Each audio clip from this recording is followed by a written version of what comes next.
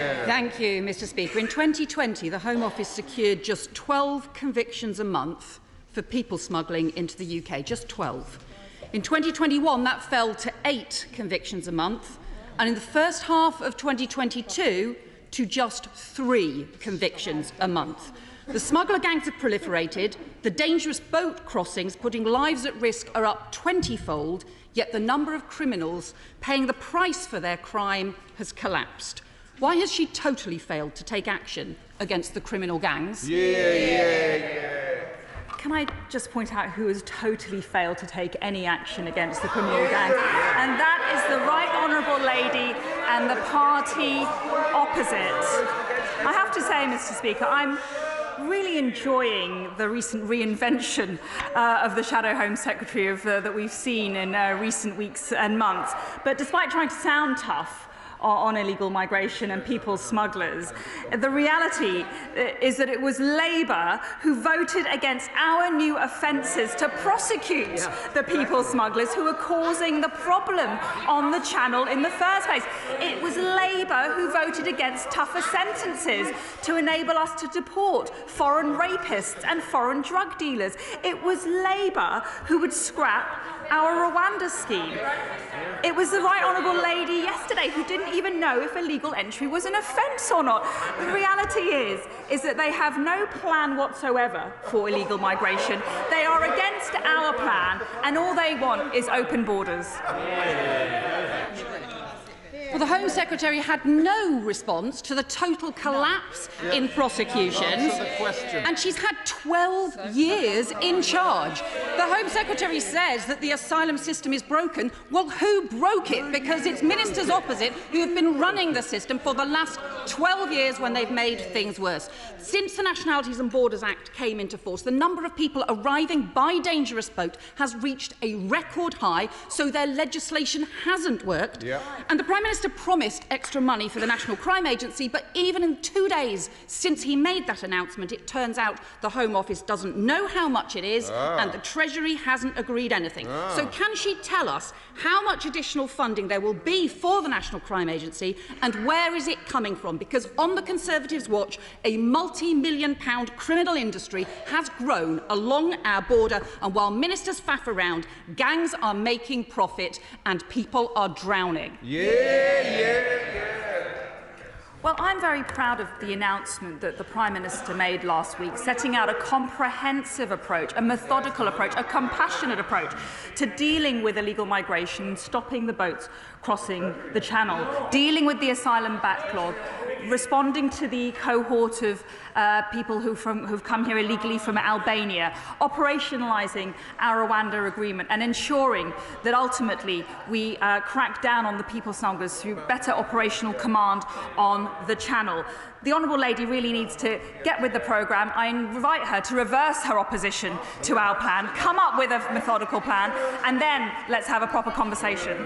Coyle. Please, Mr. Speaker. Thank you, Mr. Coyle. This is a question that has been raised on many occasions, funnily enough, including by me in a former incarnation. I'm very pleased to say that we are approaching the moment when I will be able to satisfy not only his but my desires. Bill Coyle. Sounds fascinating, Mr. Speaker. But the Minister, I congratulate him on his role, knows that this was a review commission nearly 5 years ago, so it's pathetic not to be able to give us a direct answer when it's coming. And contrary to the rhetoric today on securing borders, can he confirm that this scheme very quickly became a security risk to this country, with no fewer than 10 Russians who were approved under this scheme now being sanctioned by the UK, and that over 6,000 others granted Tier 1 visa status now being reviewed as a security risk to this country? The honourable member made some very solid points about the dangers of certain states, in this case particular Russia, involvement in the United Kingdom. He should also, of course, be aware that this visa scheme closed in February 2022, and indeed the response to Russian aggression or Russian influence in this country has been pretty robust. Indeed, since 2019, we've increased the spending on the National Crime Agency by 30% in the years since 2019. and £200 million extra has gone in. As he knows very well, there is a long way to go, and that's exactly what I'm going to be doing over the next few years. Rachel Maskell. Thank you, Mr. Speaker. Number 7, please. Appropriate support is provided to asylum seekers who would otherwise be destitute whilst applications are outstanding. Asylum seekers have access to the NHS and for children in family units to full-time education, and they can obtain further assistance via the Migrant Help Support Line. Rachel Maskell. Thank you, Mr. Speaker. The UNHCR and British Red Cross have highlighted how 13,000 individuals have been trafficked into modern slavery, and one of the things they've highlighted is the fact that they're not in regular employment as being a risk. And as a result of that, will he ensure that, first of all, local authorities have the funds to put a full programme on for asylum seekers while they're waiting, but also to pilot schemes so that they can have access to the labour market? Well, the Honourable Lady and I have met to discuss this, and I'm grateful to her for her thoughts and for the good work that's being done in York. We don't agree that those awaiting asylum decisions should have access to the labour market. We think that that could be a further pull factor to the UK. However, there are other ways in which asylum seekers could make a positive contribution to society, for example, through volunteering, and we want to work with local authorities and other stakeholders to see if we can pursue those. Teresa Villiers. No one would deny that France is a safe country, so shouldn't those genuinely fleeing persecution be claiming asylum in France rather than paying people traffickers to bring them across the channel in small boats in dangerous circumstances? Well, as ever, my right honourable friend is absolutely right. Those claiming asylum should do so in the first safe country that they pass through, and France quite clearly is demonstrably a safe country.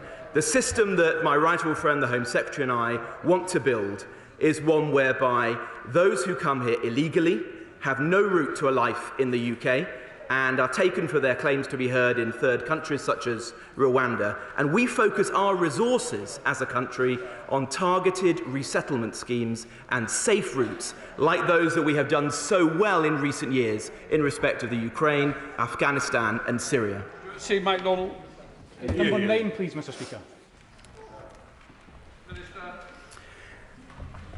Applications for the UK's 3 bespoke Ukraine schemes are online, have no fee and no salary or language requirements. Nearly 150,000 visas have been issued to Ukrainians since the start of Vladimir Putin's illegal invasion.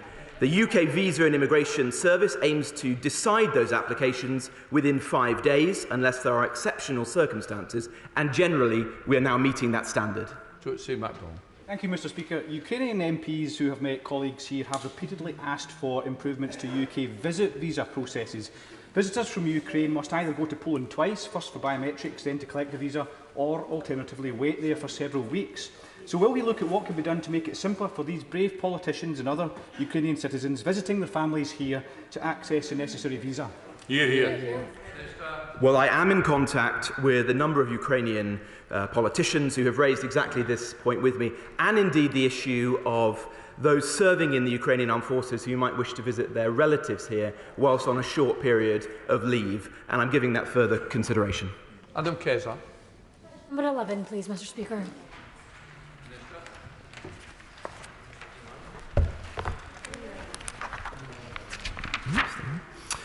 Our points-based system, with a wide range of eligible occupations spanning many economic sectors, works for the whole of the United Kingdom by welcoming people to fill skills gaps, support our public services and to boost our economy. As noted by the Migration Advisory Committee's annual report, immigration policy cannot be a complete solution to population movements within the UK or labour shortages. It is for the Scottish Government to use its policy levers to address these issues more effectively. Okay, sir. Mr. Speaker, one of my Airdrie Shotts constituents is a renewable energy researcher from Syria, and he's struggling with the government's restrictive policies over the employment of asylum seekers. He's unable to work or pursue further study in his field. Given that the shortage of labour impacts all sectors of the economy, does the Minister agree that the UK Government should make the rules around asylum seekers seeking employment less restrictive to support the Scottish labour market? No, I don't, because we want to ensure that deterrence is diffused throughout our asylum system.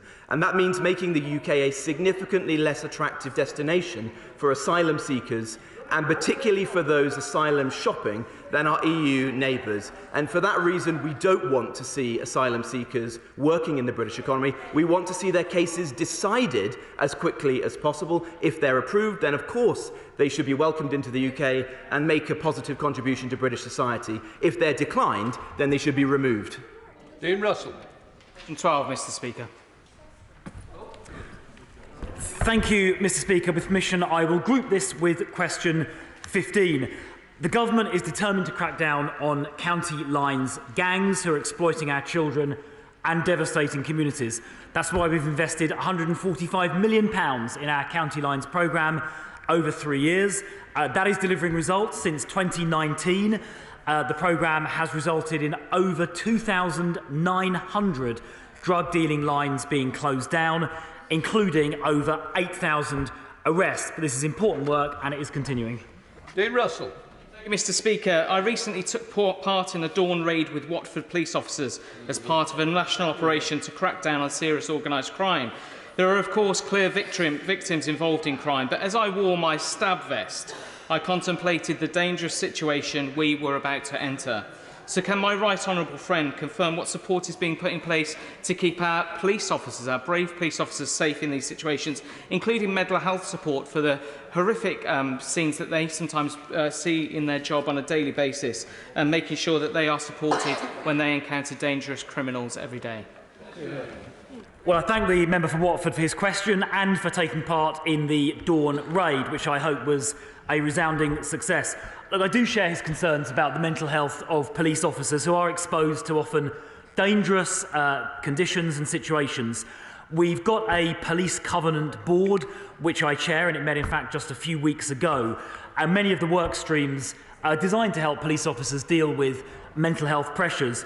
We've instituted a new Chief Medical Officer position to look after serving and indeed retired police officers. That's extremely important.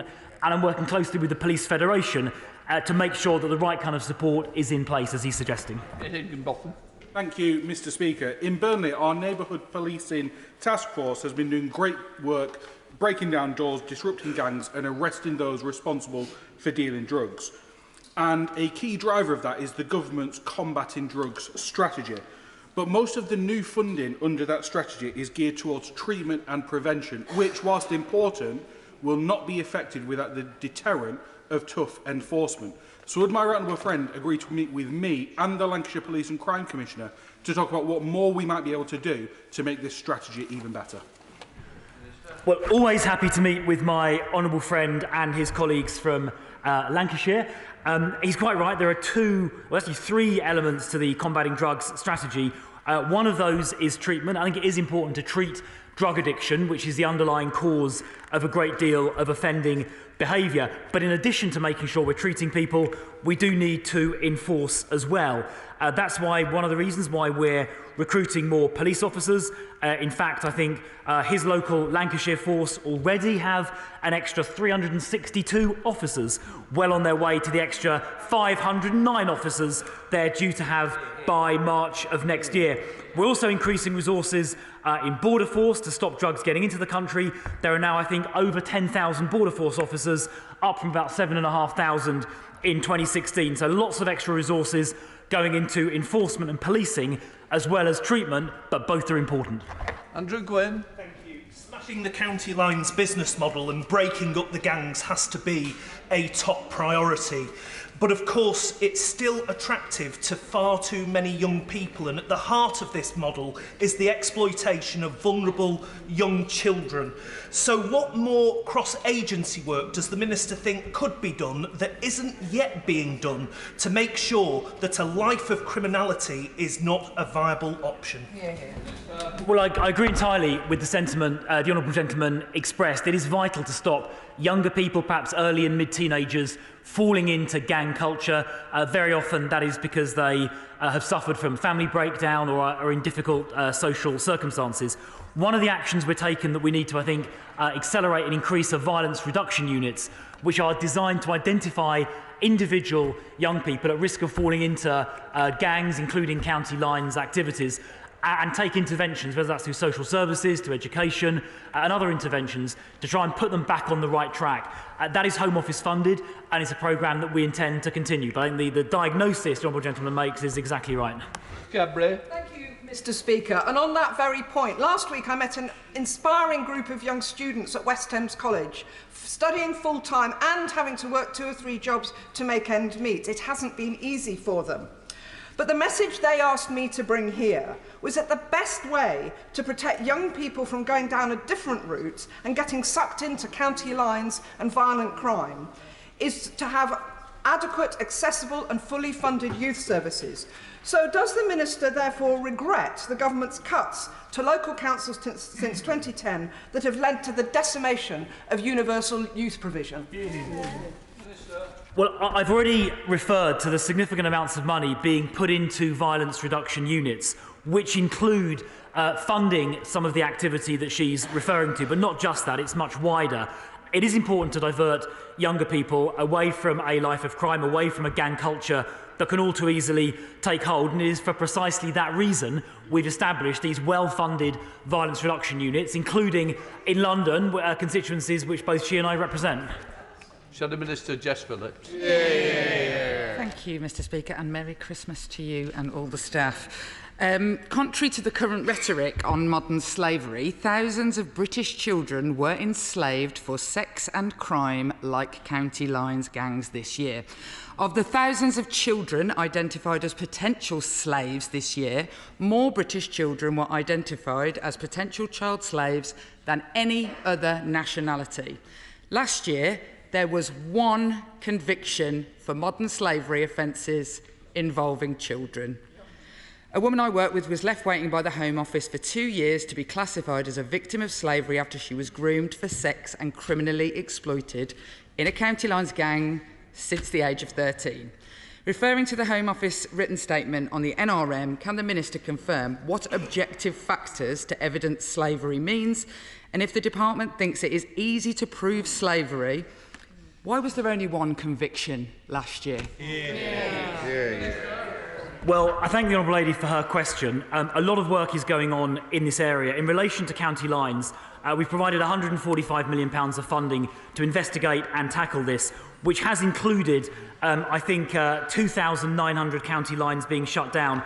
And critically, it's included 9,500 individuals, many of whom, indeed most of whom have been children, being engaged with safeguarding interventions.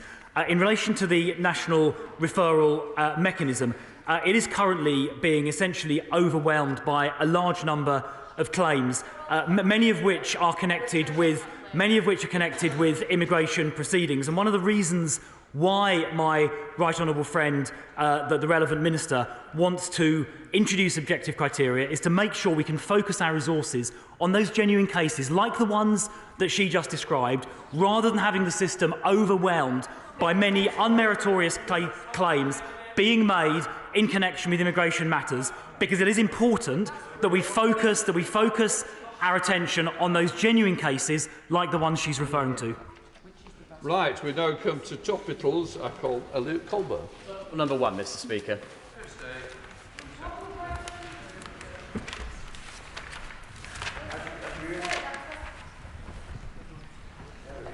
Mr. Speaker, today I updated the House on the upcoming Protect Duty, now to be called Martin's Law. The threat from terrorism is complex and evolving. We need to stay ahead of it, including in public places. Horrific incidents such as the Manchester Arena bombing claimed the life of Martin Hett and 21 others. Having carefully considered the views shared in the public consultation, we have taken a huge step forward. This will be the first of its kind legislation that places proportionate security requirements on public venues to be better prepared and better able to respond in the event of a terrorist attack. I'm extremely grateful to the heroic Fegan Murray and the Martin's Law campaign team, as well as campaigners like Brendan Cox. They have campaigned tirelessly and with great skill for this change. I also want to put on record my thanks to the Security Minister for his work in getting to this point. Mr. Speaker, terror will never win. We will defend our values and be relentless in keeping the public safe. I hope this new law is some comfort to the families of victims and a fitting tribute to Martin, who I'm sure would be proud of his mother's achievement. Elliot Colburn. Thank you, Mr. Speaker. Castleshorton and Wallington residents often raise with me the concerns about antisocial behaviour involving vehicles, whether that be people trying car doors at night, modified vehicles or riding mopeds dangerously. So can my right honourable friend update me on the work the Home Office is doing to tackle this specific time of crime and antisocial behaviour? I share my honourable friend's concern about antisocial behaviour, whether that's vandalism, graffiti, loitering, burglary, and I'm pleased to say that neighbourhood crime has fallen by 20% since 2019. I'm well aware that the activities that he has described can really blight local communities, and that's why tackling antisocial behaviour is a priority for me and for this government. And that's why we've expanded the remit of our successful Safer Streets Fund, so there is now dedicated funding for initiatives to combat antisocial behaviour. Shadow Minister. Yes, Mr. Speaker, we very much welcome the Protect Duty legislation that we've heard more about today. We look forward to seeing that legislation. Can I join the Home Secretary in paying tribute to the families who've worked so hard to get us to this point? Mr. Speaker, the annual threat update from the Director General of MI5 was explicit about the seriousness of the threat from Iran to some UK residents. Yet there are still those in religious roles working and living here in the UK who are appointed directly by the Supreme Leader himself. There are also key players within the draconian Iranian regime who have business interests and assets here in the UK. So what is the government doing to make it just as explicitly clear that the UK will have no part in being a haven for either individuals or money linked to... Order. You do know the game. The game is short questions on topicals. Please don't take advantage of the situation, because all these backbenchers want to get in as well. Who's answering? Minister. I'm delighted that the Honourable Lady has raised the question about the Iranian threat in the UK. As she knows very well, the head of MI5, Ken McCullum, has cited the issue that our country faces in this arena. He's also, however, prepared many different aspects of the legislation that we brought forward to this House that she will know as the National Security Bill that will help put this country on a much stronger footing.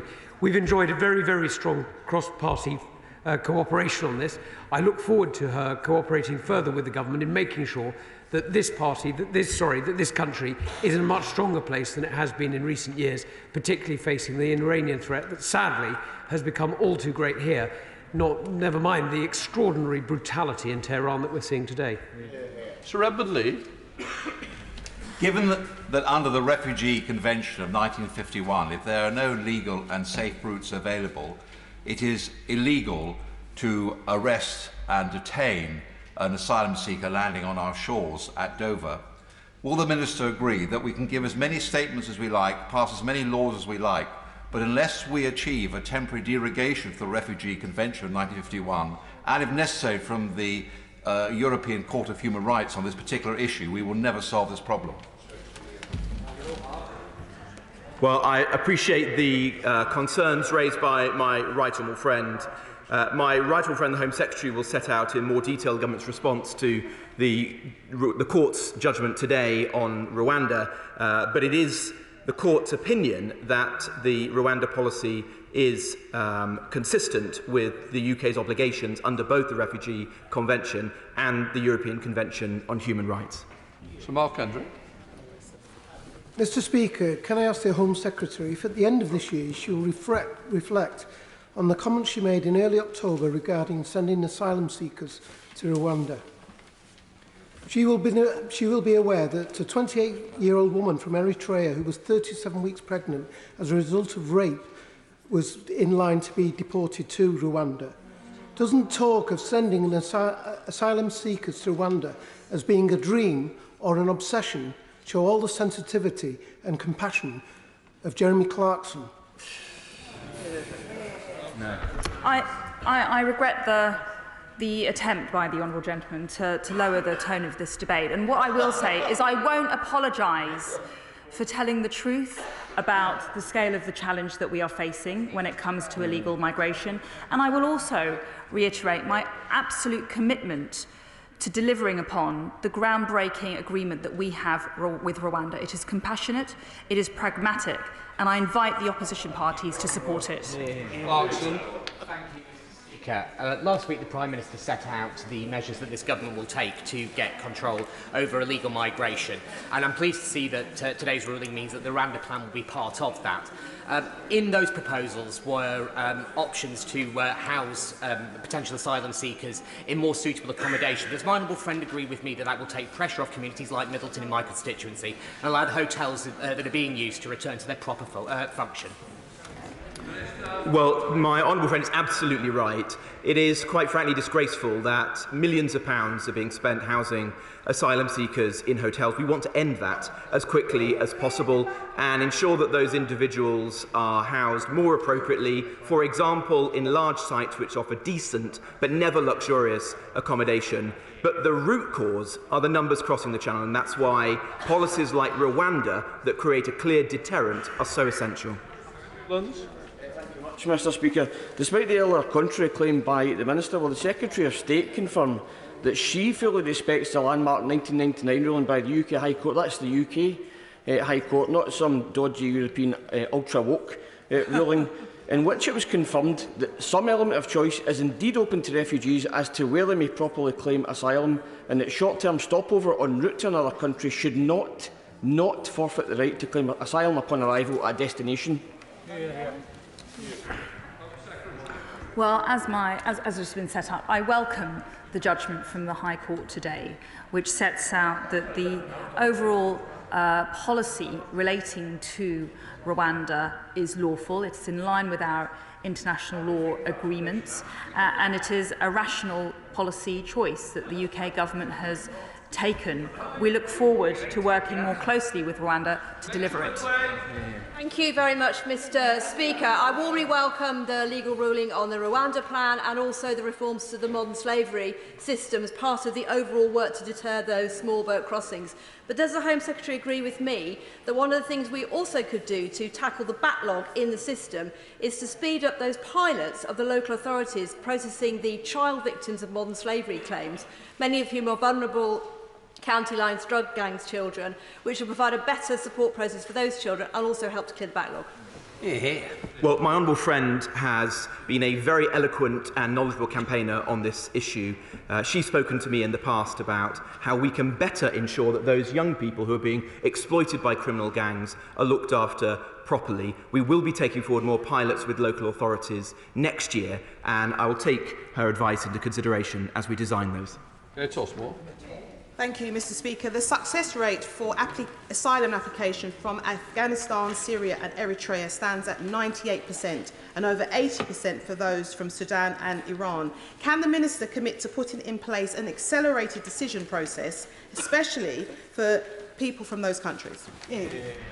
Well, my right honourable friend, the Prime Minister, set out last week that we will be redesigning the asylum decision-making process. We will be speeding it up, and there will be a particular focus on those individuals with the highest grant rates, as indeed those with the lowest grant rates, such as Albanians, who should be removed from the country. What we won't do, however, is institute a policy of blanket approvals, which is essentially what John Reid and previous Labour Home Secretaries did in the past.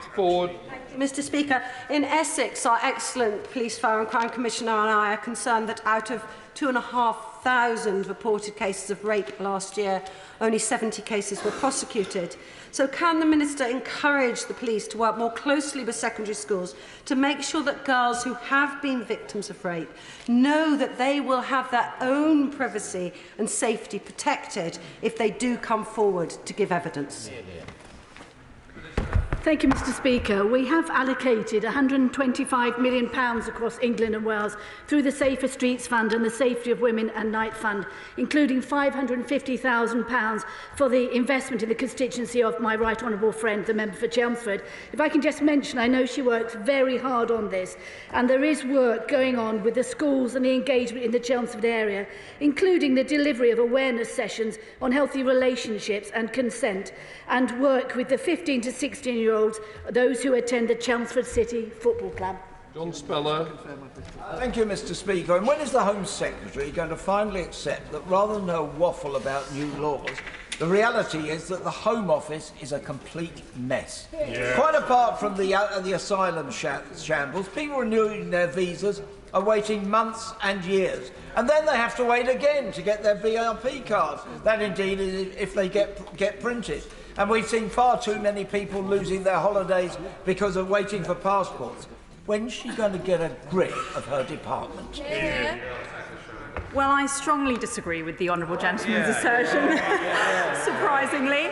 But I don't agree with his well, on crime, we've seen a 20% fall in violent crime and neighbourhood crime, a 30% fall in domestic burglary since 2019. We're seeing record numbers of police officers on our streets, something that everybody over there voted against. And when it comes to migration, I'm incredibly proud of what this government has achieved so far. The groundbreaking agreement with Rwanda, compassionate, pragmatic, lawful, a plan to go further and deal with the problem. Thank you, Mr. Speaker. I welcome the Home Secretary's work with the Prime Minister on tackling illegal immigration and the statement last week. The statement did, however, talk about fairness, and I think she knows very well that Stoke-on-Trent feels that it hasn't been treated fairly. The Minister mentioned the fact that Scotland could take a few more asylum seekers if they're really concerned about these things. I think there are other parts of the country as well that could do the same.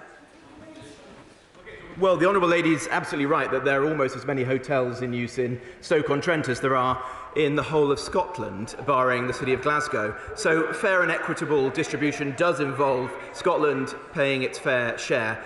We are acutely aware of the concerns of the Honourable Lady and her colleagues in Stoke-on-Trent, and I met with the leader of Stoke-on-Trent City Council last week to hear them directly. We'll do everything we can to support them. John Cryer. Thank you, Mr. Speaker. Within the past decade, it was normal to write to the Home Office about an immigration case and get a reply within 6 weeks. That went up to 10 to 12 weeks. It's now running at 3 to 4 months. Not to get a decision, just an initial response. How sustainable is that? Yeah. Well, I'm always happy to take up cases for honourable and right honourable members. I would just say, however, that the Home Office's standards now for visa applications are back in line with their customer service standards. A very large number of staff were taken off those cases in order to support the Homes for Ukraine and other humanitarian schemes, which I'm sure the honourable gentleman would agree with, but the service standards are now being met. Tom Randall. Thank you, Mr. Speaker. The issue of cross-channel migration is raised with me by a great many Gedling residents. So following this morning's High Court ruling, does my right honourable friend agree with me that the Rwanda scheme, when it gets the green light, is a fair scheme, will act as a deterrent, will help to allay the concerns of so many Gedling residents who raise this issue with me? My honourable friend is absolutely right. The point of the Rwanda scheme is to provide a significant deterrence so that those coming here illegally never find a route to life here in the UK, and that we can focus our resources as a country on supporting those who really need to be here through targeted resettlement schemes like those for Ukraine, those for Syria and Afghanistan. Dave Dugan. Mr. Speaker, the production of industrial hemp in my Angus constituency offers real promise and opportunity for crop diversification and soil improvement, but the growers are limited by Home Office rules around protections to do with tetrahydrocannabinol. There's no need to worry about that. Can I invite the Home Secretary to come and discuss that with my farmers and ensure that the law is changed to let them produce not just the stalk and the seeds, but also the flowers and the leaves? Well, I thank the honourable member for his question. The government approaches illegal drugs or drugs of any kind under advice from the ACMD, the Advisory Council on the Misuse of Drugs. If the honourable member has some detailed points he'd like to submit in relation to it, if you can write to me, I'd be very happy to look into that. Siobhan Bailey. Mr. Speaker, I want to give credit to Marlin school students who got me in to talk about migration, and these smart, constructive young people really understand the complexities, and I'll know they'll welcome the recent announcements, but they also expect me to keep pushing for improvements, and I'm concerned that MPs, councils and councillors are still some of the last people to find out when asylum seekers are placed in their constituencies in hotels. So how is the Home Office working with the companies who've been contracted to source and organise hotels in rural areas, and is there day-to-day oversight? Thank you. Well, I'm grateful to the Honourable Lady, and she and I have worked together with respect to some accommodation in her constituency. We have now implemented far better engagement criteria with the Home Office, which ensures that there should always be engagement in advance of placing asylum seekers in a particular place with both the Member of Parliament and with the local authority. But it is important to stress once again the immense pressure that our system is now under as a result of the number of people crossing the Channel illegally, hence why we need to take bold measures like our Rwanda partnership. Marcia de Cordova. Thank you, Mr. Speaker. My constituent's wife is still stuck in Afghanistan with their 2 children who are British citizens. Now, they can't travel to safe routes for obvious security reasons, and I have made untold representations to the Home Office. So can I ask the Minister today, will he agree to look into this case on my behalf if I get those details to him today? Yes, I'd be happy to. Michael Longy. Thank you, Mr. Speaker. In 2010 and in 2015, Dudley Town Centre was the scene of some very, very ugly riots with the BNP, the National Front and the EDL converging on the town centre. Will, on this basis alone, the Home Secretary ask her officials to reconsider the proposal for citing up to 144 illegal immigrants into a hotel not 100 yards away from this location that is being proposed, the Superior Hotel in Dudley? Well, as a result of the good work undertaken by the Home Office in recent weeks to ensure that Manston, the site in Kent, is operating appropriately, we have now been able to implement some simple criteria, including risk to public order or disorder when choosing new hotels. And if there is compelling evidence in that regard, then it should be taken into account by the Home Office. But there are no easy choices in this matter. The UK is essentially full. It is extremely hard to find new hotels or other forms of accommodation. Final question, Ian Paisley. Very much, Mr. Speaker. Can the Minister confirm that no citizen will require an ETA to travel from one part of the United Kingdom to another part of the United Kingdom, and there will be no equivalent to an Irish sea border for citizens travelling from Northern Ireland to GB or from citizens travelling from GB to Northern Ireland? Well, the honourable gentleman is right to raise this point because there have been some concerns raised in some quarters recently which need to be allayed, as he says. There will be no checks at the border between the Republic and Northern Ireland for tourists or other visas, and the other points that he makes are absolutely correct. It is important that we proceed with our own ETA, as indeed the European Union are doing next year with respect to their own version. This will enable us to improve security throughout the UK and ensure that some dangerous individuals don't enter the United Kingdom. We now come to the urgent question. I'll just let members leave for 1 second.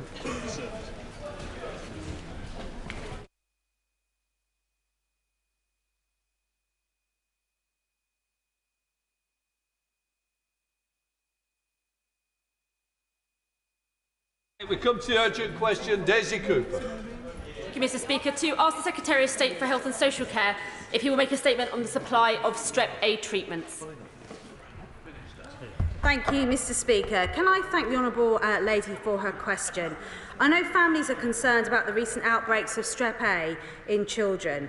While the vast majority of Strep A cases are mild and can easily be treated with antibiotics, a small number have gone on to develop serious infections.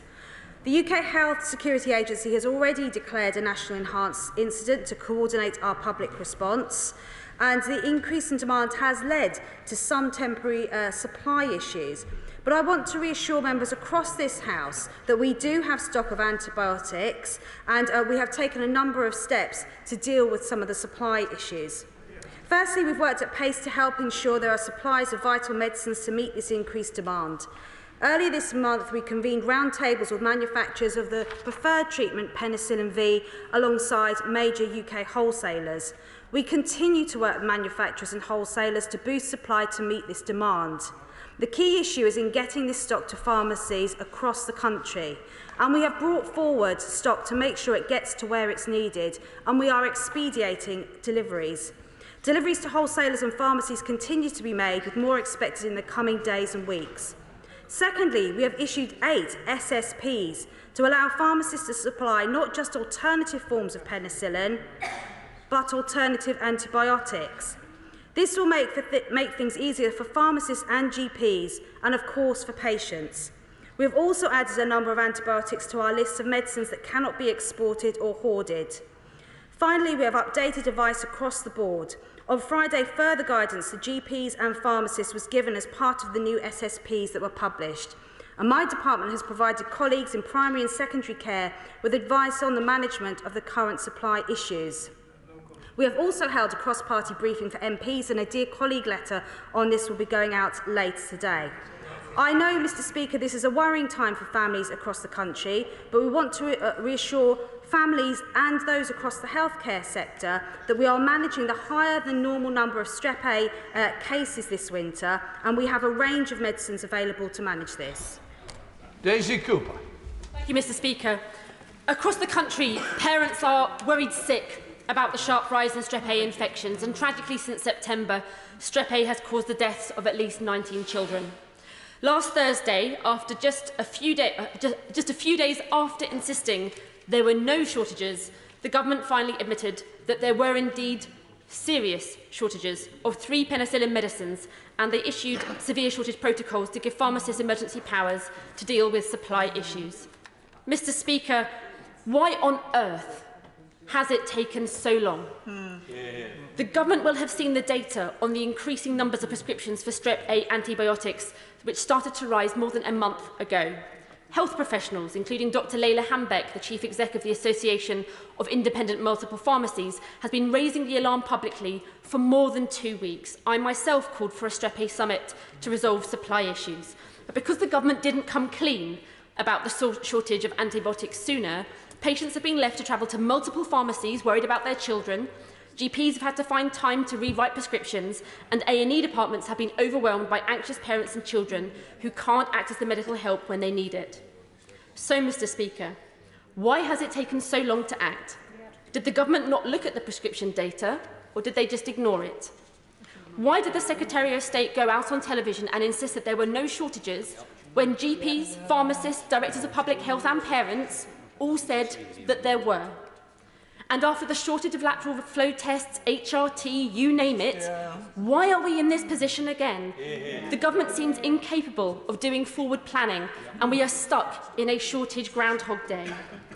Can the Minister give us an update on the Competition and Markets Authority investigation into the sharp rise in prices of antibiotics? And finally, Mr Speaker, we are in the lead up to Christmas. Pharmacists have told me that some key contacts in the manufacturing companies are already on leave for the Christmas holiday. Families are making difficult decisions about the safety of their children and extended family. What action will the government take now to ensure that families across the country can access the antibiotics that they might need over the entire Christmas period? Well, I thank the Honourable Lady for her question. Can I reassure her we haven't waited to act? We have already issued SSPs, which are routine mechanisms when there are pressure on supplies. We have the stock of antibiotics in the country. As I outlined in my opening remarks, it is the supply issues. We are seeing 5 to 6 times the amount of antibiotics being prescribed at the moment. But that is because UCSA have issued guidance to GPs, to A&Es, to healthcare professionals to lower the threshold of when they would normally give antibiotics. So we are seeing a significant number of increased use of antibiotics. That's in addition to the prophylactic use of antibiotics by directors of public health if they have had an outbreak locally. And that is why we already, a couple of weeks ago, issued the initial SSPs so that pharmacists had flexibility in how they dispense that medication. That is why on Friday we issued the new SSPs, which allow amoxicillin, clarithromycin, fluconazole, levofloxacillin, cefalexin, camoxiclav and erythromycin to be issued instead if they don't have penicillin V on their shelves. We are being as flexible as possible to give pharmacists that scope. We are monitoring this on a daily basis. And can I just reassure people that while these are higher than usual incidences for this time of year, overall for this season, we are not yet at the 2017-2018 levels when we had the significantly higher number of deaths. And the strep A occurs not just in... the honourable members don't want to listen, but okay, I think I've said enough. Thank you, Mr. Speaker. Vital fabricant, then. Well, I'm pleased to hear that there are adequate supplies of penicillin and amoxicillin. My honourable friend will be aware that some tetracyclines are less effective with certain ethnic groups. But she's right in saying, is she not, that most strep A infections are not serious. Does she agree with me that we should be encouraging parents to give their children flu vaccinations? Because usually serious streptococcal infections occur when someone has been run down through a viral infection first. Well, I thank my honourable friend. He's right to advise people to take their flu vaccination as well. What I was trying to say that the opposition didn't really want to hear, Mr. Speaker, is that strep A occurs in all age groups, and actually the high number of deaths that we see are in the over 65s. And so it's important to get that message out that this isn't just an issue that affects children. But my honourable friend is right. The flu vaccine is always something that should be recommended at winter. And he is also right that the alternative antibiotics that are read out have been recommended by UXA, and we have taken their clinical advice. We now come to the Shadow Secretary of State, Wes Streeting. Thank you, Mr. Speaker, and can I wish you and all staff of the House a Merry Christmas. Can I also thank the Honourable Member for St Albans for securing this urgent question and put on record my deepest condolences to the families of the children who've tragically passed away with strep A. The news that cases are surging has also been deeply worrying for parents of children showing symptoms, and this comes at a time when the NHS is facing unprecedented pressure. We first heard about shortages of antibiotics to treat strep A almost 2 weeks ago, but when my right honourable friend, the Leader of the Opposition, raised the issue with the Prime Minister, he said, and I quote, "There are no current shortages of drugs available," but at the same time, parents were going from pharmacy to find the antibiotics their children had been prescribed, and they simply weren't available. Why did the Prime Minister not know there was a problem when it was plain to see for parents of young children across the country? Had the government been aware of the problem sooner, surely they could have acted to secure supplies earlier. The Minister in her reply said there's been no shortage but a supply chain issue. But if you're a parent turning up to a pharmacy and they haven't got it, it doesn't make much difference then whether it's called a shortage or a supply chain issue. The antibiotics aren't there. The government must get a grip on this situation and be honest with the public about the reality on the ground. In addition to the export ban, can the Minister tell the House exactly what the government is doing to shore up the supply of drugs needed to treat strep A? And during the past couple of weeks, as desperate parents have been looking for antibiotics, prices have disgracefully shot up. Can the Minister assure the House that the government will come down like a ton of bricks on any company found to be exploiting the situation by jacking up prices for medication? And Mr. Speaker, this isn't just about access to medicine, but also access to GPs and A&E.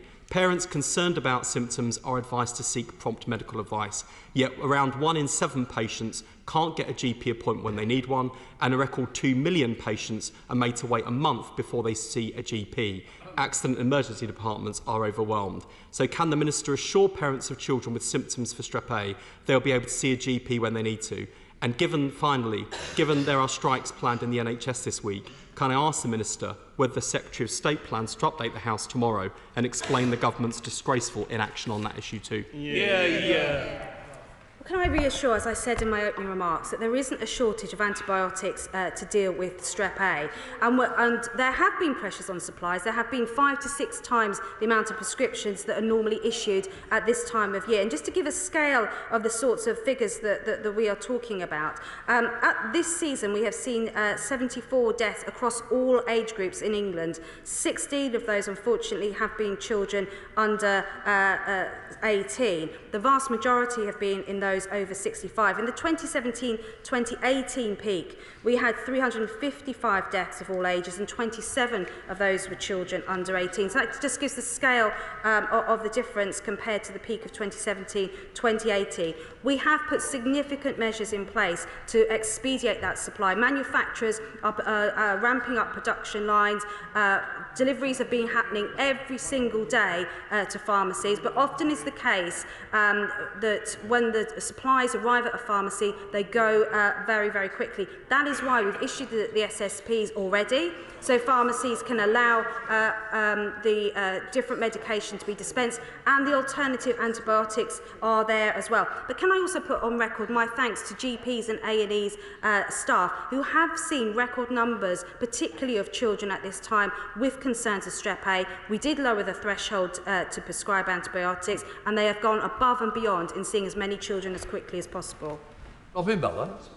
Mr. Speaker, Group A streptococcus has been associated as a trigger for PANDAS, or PANDAS, a distressing autoimmune neuropsychiatric disorder in children. I welcome the planned PANDAS surveillance study, which will no doubt help assess the impact of this outbreak on children. But will the Minister meet with me and other members of the PANDAS APPG to discuss how we can develop and move towards a treatment pathway for PANDAS within the UK? Well, I thank him for raising this important point. UPSA are looking at the data around this break and also previous outbreaks as well. I'm very happy to meet with him to discuss that, particularly if he has treatment options that he feels are not being pursued at the moment. Thank you, Mr. Speaker. Will the Minister accept that there are no production lines in the UK pharmacies, pharmaceutical suppliers that are operating, because we've contracted out all our supplies to China and India, which manufactures all of the drugs, and because both countries have not signed up to the Pharmaceutical Inspection and Cooperation Scheme, which ensures homogenisation of GMB, which is good manufacturing practices. The UK manufacturers have to apply that. The overseas manufacturers don't do that. So therefore, we have at least over 10 manufacturers of pharmaceuticals who are not able to produce this because of this unfair discrimination against them by the government. Will she ensure that gets into place before Christmas so our local British pharmaceutical manufacturers can actually produce the right antibiotics to give to all our children that need it so desperately? Well, perhaps if the honourable gentleman wasn't heckling me during my open remarks, he would have heard that we are working with manufacturers and wholesalers across the country. Manufacturers are opening up new production lines, and those supplies will be hitting pharmacy shelves very soon. Vicky Ford. Mr. Speaker, I recently visited Broomfield Hospital, and I was concerned to hear that the paediatric A&E was seeing 3 times as many children as was normal for this time of year. So given that strep A is often a complication of flu, which can be harmful to children, and given that the vaccine take-up, especially of 2- and 3-year-olds, is so low, will my honourable friend join me in urging all parents, especially of those of 2- and 3-year-olds, to go out and get that protection against both flu and strep A by getting their child the flu vaccine? Well, my honourable friend is absolutely right to encourage parents to take their children for their flu vaccine, and also she is absolutely right to highlight the level of demand in her local A&E. Parents are doing the right thing if they're concerned about their children to get them seen earlier. And if anyone's in doubt, Mr. Speaker, of what those symptoms are, they're flu-like symptoms: a sore throat, headache, fever and muscle aches, and also a rash that can feel like sandpaper. And if parents are concerned, they should seek medical advice. Mr. Speaker, it's currently suggested that parents contact 111 or book a GP appointment if they're concerned about strep A. Yet 111 workers are already stretched and millions of parents are struggling to get GP appointments. But with Strep A, there is no time to be wasted. So what is the government doing to ensure diagnosis and treatment is expedited, because no more families should be facing the prospect of mourning this Christmas? She's absolutely right to raise this point, and GPs, we are every day we are monitoring the number of appointments with GPs, A&E visits, pharmacy visits, and the impact that's having on our stock levels of antibiotics and the number of incidents of positive cases. Scarlet fever is a notifiable disease, so we're able to track this fairly easily. But she's absolutely right, and GPs and A&E doctors are going above and beyond to try and see as many people as possible who are coming forward with concerns. Thank you, Mr. Speaker. It's good to hear that there is no shortage of antibiotics, and I know many parents in my constituency will be reassured by that. But I do know from speaking to constituents that they have had to travel further than normal to get the antibiotics that have been prescribed by a GP. Could I just ask the Minister what steps the government is taking to make sure that antibiotics get delivered to a range of pharmacies, particularly those areas that have a higher outbreak, because that's where they're going to be needed the most? No, he makes a very valid point. While we don't have a shortage, clearly I've outlined that there are supply issues, that when deliveries are made to pharmacies, they very quickly run out at the moment with the sheer scale of demand. And what my advice to parents is the new SSPs that were issued on Friday will allow pharmacists to replace the prescription antibiotic with a number of antibiotics. And so if they go in with a prescription of penicillin V, if they're given amoxicillin, clarithromycin, flucloxacillin, cefalexin, coamoxiclav or erythromycin, that is because they are recommended as alternative antibiotics which can adequately treat Strep A. Shannon? So, Tim, you caught me unawares there. I was just doing my automatic up and down until the very end, but there we are. Can I thank the Minister very much for that? But it's not only the supply of Strep A. Will the Minister confirm if discussions have taken place with the Army medics to fill the breach as GPs are under pressure?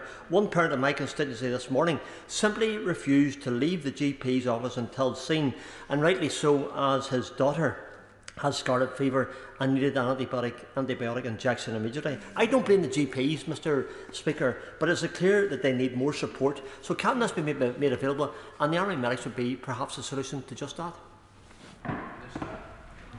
Well, I'm sorry to hear about the problems his constituent has had in accessing help. We do recognise there are serious pressures. I mean, winter is a busy time for GPs in the best of years, but with the Strep A and the encouragement by UXA and officials to encourage parents to come forward, parents are doing exactly the right thing. We are working with GPs, and NHS England is reaching out to primary care colleagues to see what additional support they need to meet that demand. Still a crease. Thank you, Mr. Speaker. I think the Minister has a different definition of what a shortage is to the parents. One parent in my constituency got in touch with me last week, a local mum of a 13-month-old little boy who has been diagnosed with Strep A after a frantic search for antibiotics, during which the doctors changed the prescription in desperation to try and find that prescription. She managed to get a third of the necessary prescription. Since then, she has been trying pharmacies repeatedly to get the remainder. Today, she runs out and she still doesn't have the drugs she needs. What is the Minister's message for that mum trying to keep that little boy safe?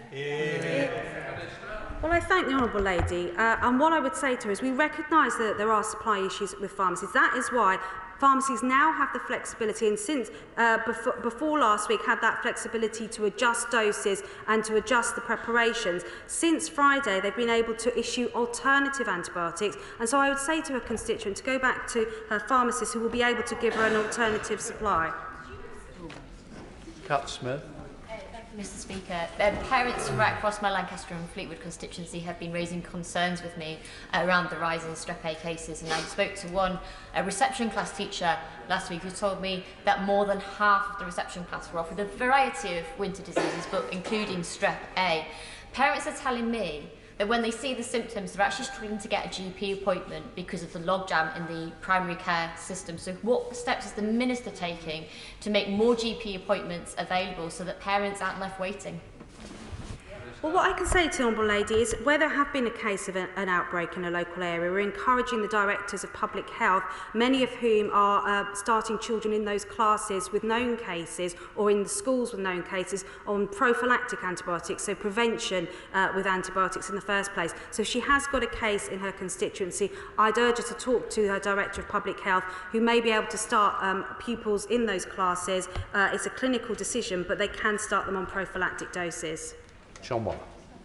Mr. Speaker. On Friday, with my local pharmaceutical committee, I visited Whitworth Pharmacy in Elsick in my constituency and saw the fantastic work they do to support health in the community. I also saw the empty shelves where the antibiotics which would normally be used to treat strep A are. And the Minister doesn't seem to realise that a supply issue means a shortage on the shelves. I learned too that they are being asked to pay up to £19 for a box of antibiotics that would normally cost £2, and there's no commitment from the government to reimburse that amount. So what immediate assurances can the Minister give that local pharmacies will not be priced out of supporting their communities? Well, absolutely. Let me be clear on this. No suppliers should be using this opportunity to exploit the NHS. The CMA are looking at any complaints of price increases, and we are working with the Pharmaceutical Services Negotiator Committee at pace to review those concessionary price arrangements and to see how they can be improved. Mr. Speaker, if parents right across the country are reporting to their MPs that they're having to go from pharmacy to pharmacy to get the right antibiotics, there's a shortage. If pharmacies are reporting that they're running out of supplies as soon as they come in because they already have a high demand, there is a shortage. And it wasn't until last Thursday that the serious shortage protocols were introduced. And the government had this raised with them on the 6th of December at Health Service Questions by myself, where I was told there was no shortage. Now, can she say not only that, repeating her answers that there is no shortage, but can she also give us a reassurance that the liquid form of the antibiotics are available that are suitable for children? So just to confirm, the SSPs that were issued this Friday were an additional 5 SSPs. There were 3 previous SSPs issued before that. And what I would say is if colleagues are having problems with their pharmacies in their constituencies not getting stock, I held a cross-party meeting with MPs on this very issue not so long ago, and a handful of colleagues attended that. My door is open, and if people are having problems in their constituencies, please do come and see me, because we can work. We have got mechanisms in place to deal with that and to focus on that. But I do need colleagues to let me know when we do hold cross-party meetings. Mike Ainsworth. Thank you, Mr. Speaker. Last week, Hannah, a young mum from the Runcorn part of my constituency, visited 9 different pharmacies for the appropriate medication for a 4-year-old little boy. It wasn't available because there's a shortage. Look, it's time to be clear and transparent about this. Don't be in denial about the reality, and give those parents reassurance, and the children, by getting a grip of the situation.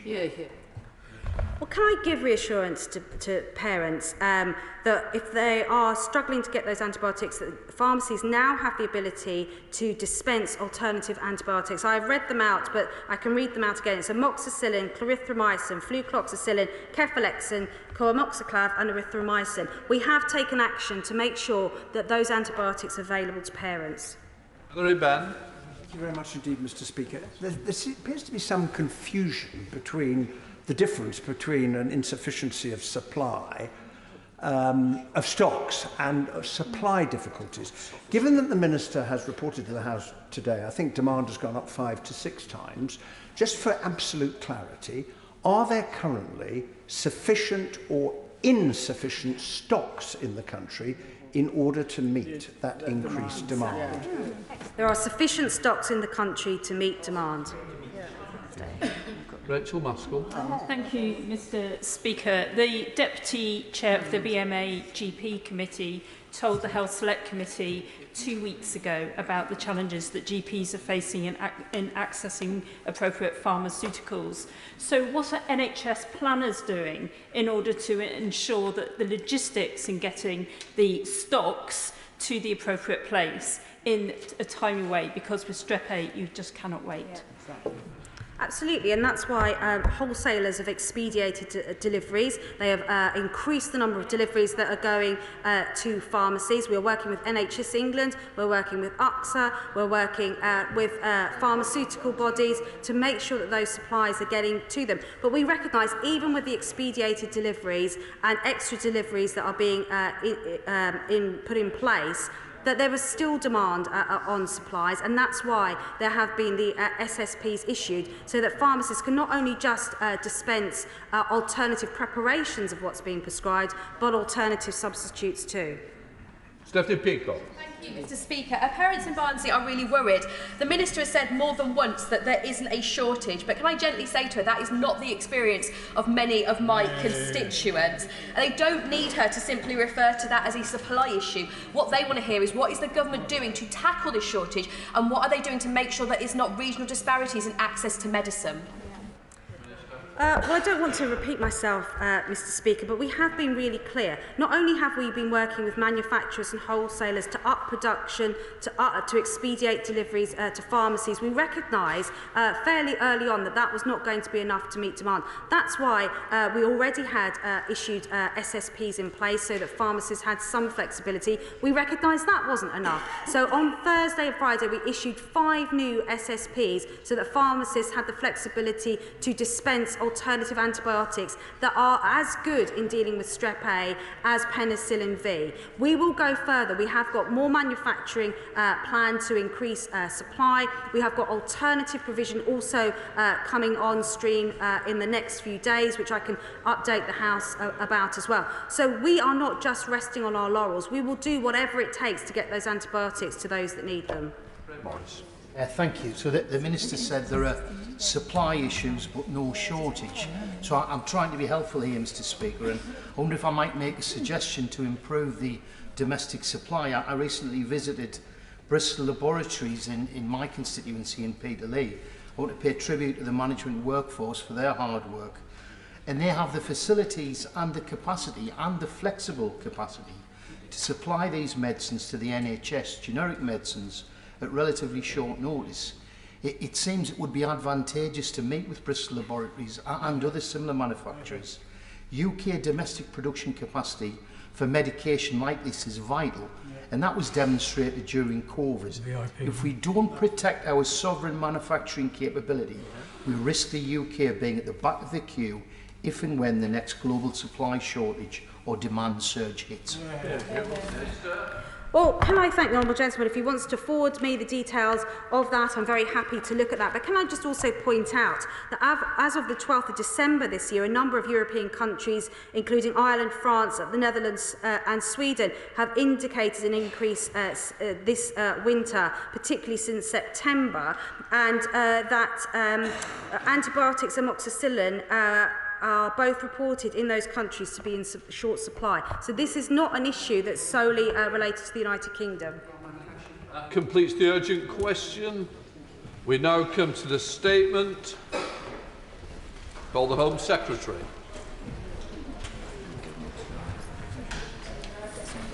Home Secretary. With permission, Mr. Speaker, I would like to make a statement about the UK's migration and economic development partnership with Rwanda. 100 million people are displaced globally. Others want to move to a different country, often for economic reasons. This presents an enormous challenge for sought-after destinations like the United Kingdom. Since 2015, this kind and generous country has welcomed nearly 450,000 people through safe and legal routes. The British people are eager to help those in need, and they support controlled migration. They have opened their homes to refugees, but they do not want open borders. For decades, they were told that this was immoral and that their concerns and opinions didn't matter. Even today, we see from certain quarters an unhealthy contempt for anyone who wants controlled migration. Such an attitude is unhelpful, Mr. Speaker. Moreover, it's fanciful. We do not have infinite capacity.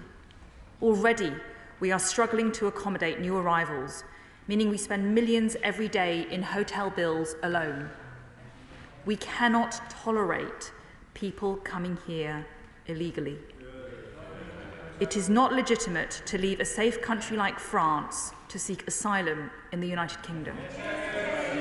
And we have to break the business model of the people smuggling gangs. Their trade in human cargo is evil and lethal, as we were tragically reminded very recently. There is a global migration crisis, and it requires international solutions. In April, my right honourable friend, the member for Whittam, backed by my right honourable friend, the member for Uxbridge and South Ruislip, signed a groundbreaking migration and economic development partnership with Rwanda, and they deserve enormous credit for their work on this.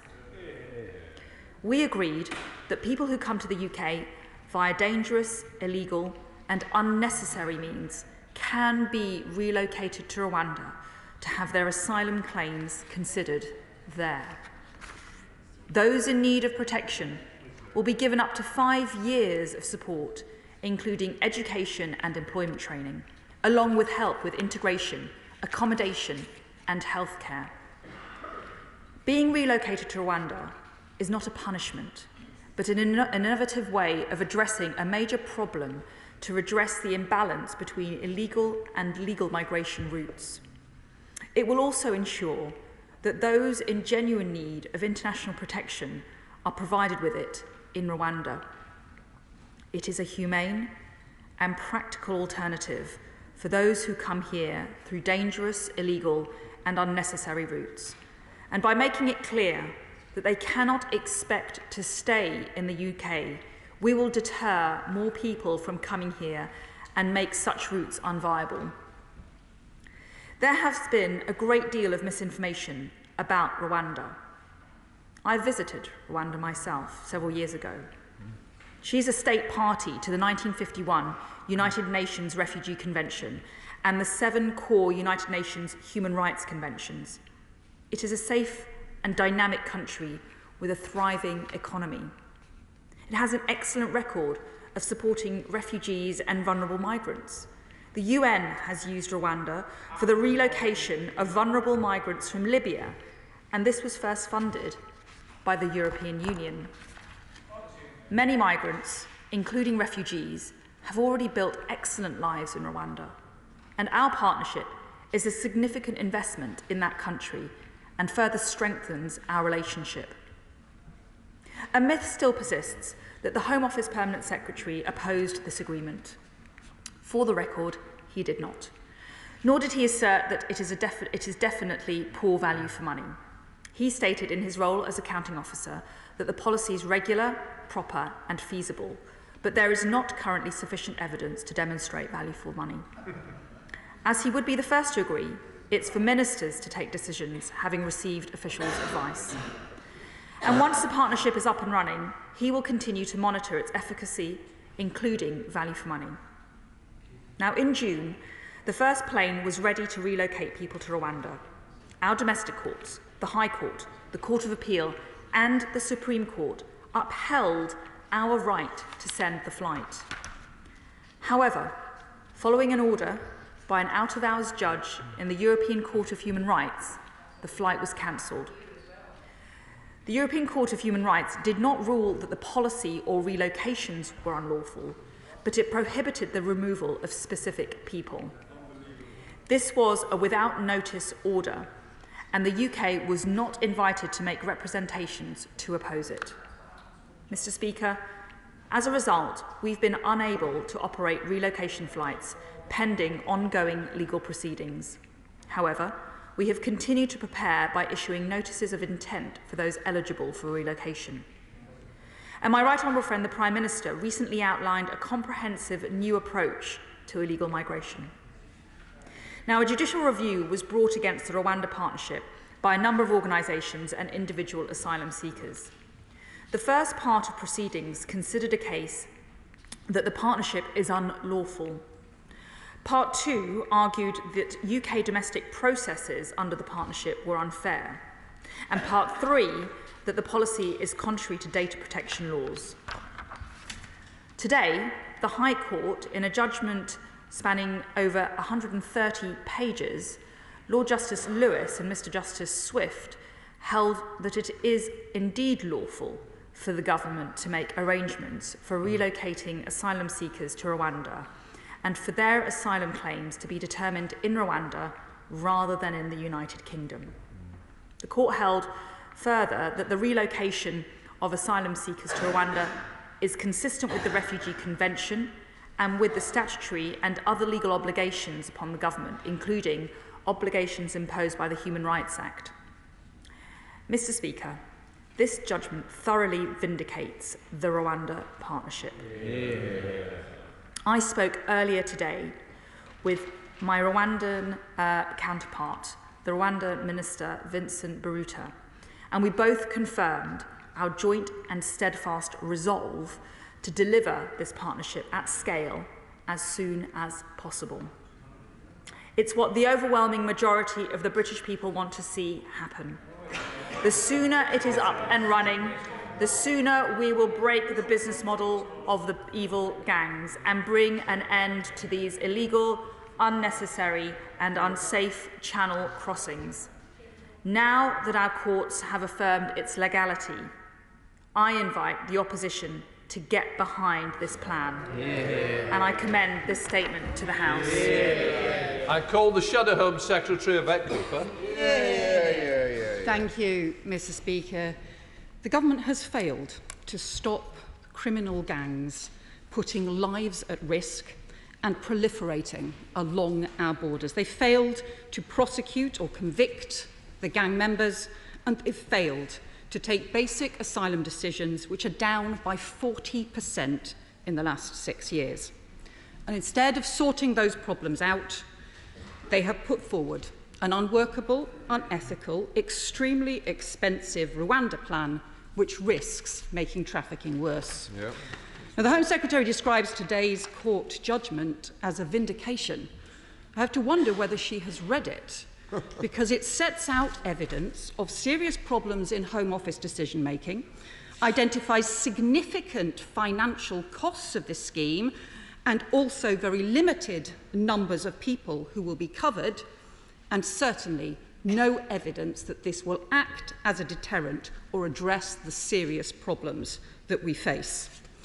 The court concluded that the Home Office decision-making in each of the 8 cases considered was so flawed and chaotic that those individual decisions have had to be quashed. Literally cases of mixing up evidence and names in individual cases, so they were making decisions on the wrong people, confusion between teams in Glasgow and in Croydon about who was deciding what and which information should be shared, evidence of torture and trafficking not considered, and we know too that the Home Office attempted to send heavily pregnant women to Rwanda. Now, this is a damning indictment of the decision-making process in the Home Office, which we know isn't working because 98% of the small boat arrivals in the last 12 months have had no decision at all. And where government ministers seem to have effectively decided they are so incapable of getting a grip on the asylum system and taking asylum decisions effectively here in the UK, they want to pay a country halfway across the world to take those decisions for us. Yeah. Now, on the lawfulness of the decision, the court accepted that Rwanda doesn't have asylum processing capacity, including interpreters or legal support, to take these decisions, but it's concluded the agreement is still lawful because of 2 key things: that the number of people Rwanda takes will be very limited, and that there will be lots more money provided by the UK government. The Home Secretary didn't tell us about any of those things. So can she now tell us how many people does she expect to send to Rwanda next year? Rwanda has said it can accommodate 200 people. That is 0.5% of this year's Channel crossings. The Home Office itself has said there's no evidence it will act as a deterrent and that it is unenforceable and has a high risk of fraud. Secondly, can she tell us the full cost? The court said there will be significant additional funding provided. The government's already written Rwanda 2 cheques this year, one for £120 million, another this summer for £20 million. Millions more are promised. So how much more? And how much is this going to end up costing per person? Because it looks like over £1 million per person at the moment. And third, the court judgment says there's no evidence the UK government sought to investigate either the terms of the Rwanda-Israel agreement or the way it had worked in practice. Why on earth not? Because that agreement was abandoned with evidence that it had increased trafficking and the activity of criminal gangs. Convictions for people smuggling have already dropped by 75% in the space of 2 years. Convictions for people trafficking are already pitifully low, and a former Chief Constable has warned the Borders Act will make that worse. Time and again, the government is failing to tackle the criminal gangs who are driving this or to make them pay the price. So instead of this unworkable, unethical, extortionately expensive and deeply damaging policy, the government should be using this investment to go after the gangs who are putting lives at risk. Time and again, all they are doing is chasing headlines, and these are distractions, damaging distractions from the serious hard work to tackle the gangs and sort out the asylum system. The Home Secretary has said that the Conservatives are in last chance saloon. It is their policies that have put them there and that have let the country down, always ramping up the rhetoric, never doing the serious hard work or common sense. Britain deserves better than this. Britain is better than this. Secretary. I'm very disappointed by the response from the Shadow Home Secretary, and more actually concerned that she's actually seeking to go behind what is a legitimate decision by our independent judiciary, set out rigorously, exhaustively, thoroughly, and suggest that this is still an illegitimate scheme. We've seen through this judgment that this is now lawful on several grounds. The judgment looked at the legislative authority. It looked very closely about the claims as to whether it breached Article 3 of the European Convention on Human Rights, Article 14 of the ECHR, Article 31 of the Refugee Convention. It looked very closely about whether it was fair and or whether access to justice was respected. It looked very closely at other public law grounds. And on all of those claims, the Home Office won. The court concluded that it was lawful, that it is lawful for the government to make arrangements for relocating asylum seekers to Rwanda and for their asylum claims to be determined in Rwanda rather than the UK. And that judgment is a comprehensive analysis of the reasons why. The Honourable Roundley does ask about the 8 individual cases, and we accept the judgment of the court on those individual cases. We have already taken steps to strengthen the case working process, including by revising the information and the guidance given to individuals during their assessment for relocation. But we've been clear throughout that no one will be relocated if it is unsafe for them, and support is offered to individuals throughout the process to ensure that it is fair and robust. But, Mr. Speaker, the simple truth here is that Labour have opposed every one of our efforts to deter illegal migration. They've opposed the Nationality and Borders Act. They've opposed life sentences against people smugglers. They've opposed the removal of foreign national offenders, including drug dealers and rapists. All they offer is obstruction and criticism and performative politics of opposition and magical thinking. Because what do they actually offer? They say return to the failed Dublin scheme, no matter that it was ineffective, no matter that the EU doesn't want it. They want safe and legal routes as the answer, no matter that this government has done more than any other in recent history, offering sanctuary to over 450,000 people by safe and legal routes, no matter that they can't actually define what routes they would stand up themselves. no matter that our capacity is not unlimited, Mr. Speaker, and that there are over 100 million people displaced globally, would Labour give them all a safe and legal route to the UK? Mr. Speaker, we cannot indulge in fictions. The fundamental reason that Labour can't articulate a plan is that they can't be honest. They can't be honest with the British public about what they really want. The Shadow Home Secretary couldn't even decide if she would repeal illegal entry, even though she voted against it. Their solution would be to turn our crisis of illegal migration into a crisis of legal migration. Open borders by the back door. Unlimited safe and legal routes is simply open borders masquerading as humanitarianism. Mr. Speaker, last week, the Prime Minister and I announced our plan to tackle small boats. Today, the court affirmed the legality of a central piece in that plan. And tomorrow, Mr. Speaker, Labour still won't have a plan. Sir William Cash. Thank you, Mr. Speaker. Although the High Court ruled that the Rwanda policy is lawful, there were, as has been said in that case, only 8 asylum claimants. Those cases have been all set aside by the court because they said at the same time in their ruling that the circumstances of each claimant had not been considered properly. The latest Home Office website figures currently show that there are over 160,000 such individual cases outstanding. Furthermore, as the Home Secretary, in whom I have the greatest confidence, stated, the European Court judge who issued the injunction clearly did so without proper consideration of the Rwanda policy, and such rulings do not command our respect. Does my right honourable friend accept that for all these reasons it becomes more essential than ever to apply the notwithstanding formula to the new legislation which the Prime Minister has now announced from mid-January, which must also distinguish in our own law between genuine refugees and illegal economic migrants, not only in the interests of saving life, but also preventing organised criminality, but in also asserting UK parliamentary sovereignty, overriding the European Convention, and at the same time dealing comprehensively with the current backlog of those 160,000 outstanding asylum cases in that legislation. Secretary.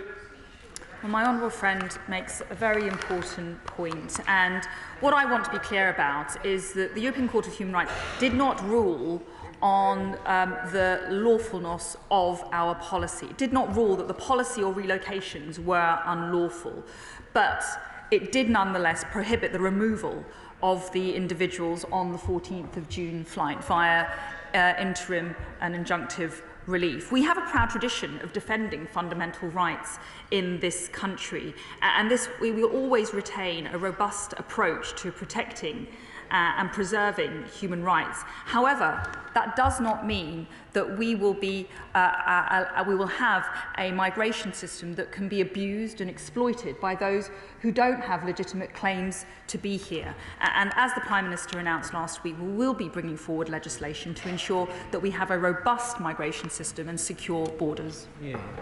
SNP spokesperson Alison Poulos. Thank you, Mr. Speaker. Mr. Speaker, this is a dark day indeed, with this judgment, and particularly when the Home Secretary comes here to imply that having morals is fanciful. Enver Solomon of the Refugee Council has called this decision this policy wrong in principle and unworkable in practice, and I am certain that this will go to appeal, as the charities and those involved in it have stated. In the SNP benches, we will never get behind this policy, not in our name. And I remind people in this House that slavery, apartheid and marital rape were all lawful at one time, but none of them were right. The court found that the Home Office failed to consider properly the circumstances of the 8 who challenged this policy. So can I ask the Home Secretary how exactly she will intend to approach these cases now? What happens to these 8 individuals? What happens also to the others who have already been issued with notices of intent? What confidence can they have in a system that didn't properly consider the cases of 8 people previously? The Home Secretary claims that this will be a deterrent. Well, the Tories also claimed that the hostile environment would be a deterrent, that the Nationality and Borders Act would be a deterrent, and now the Rwanda policy will be a deterrent. None of them are working because they fail to recognise the very desperate circumstances that drive people to come here in the first place. Safe and legal routes will work and will prevent people losing their lives in the Channel.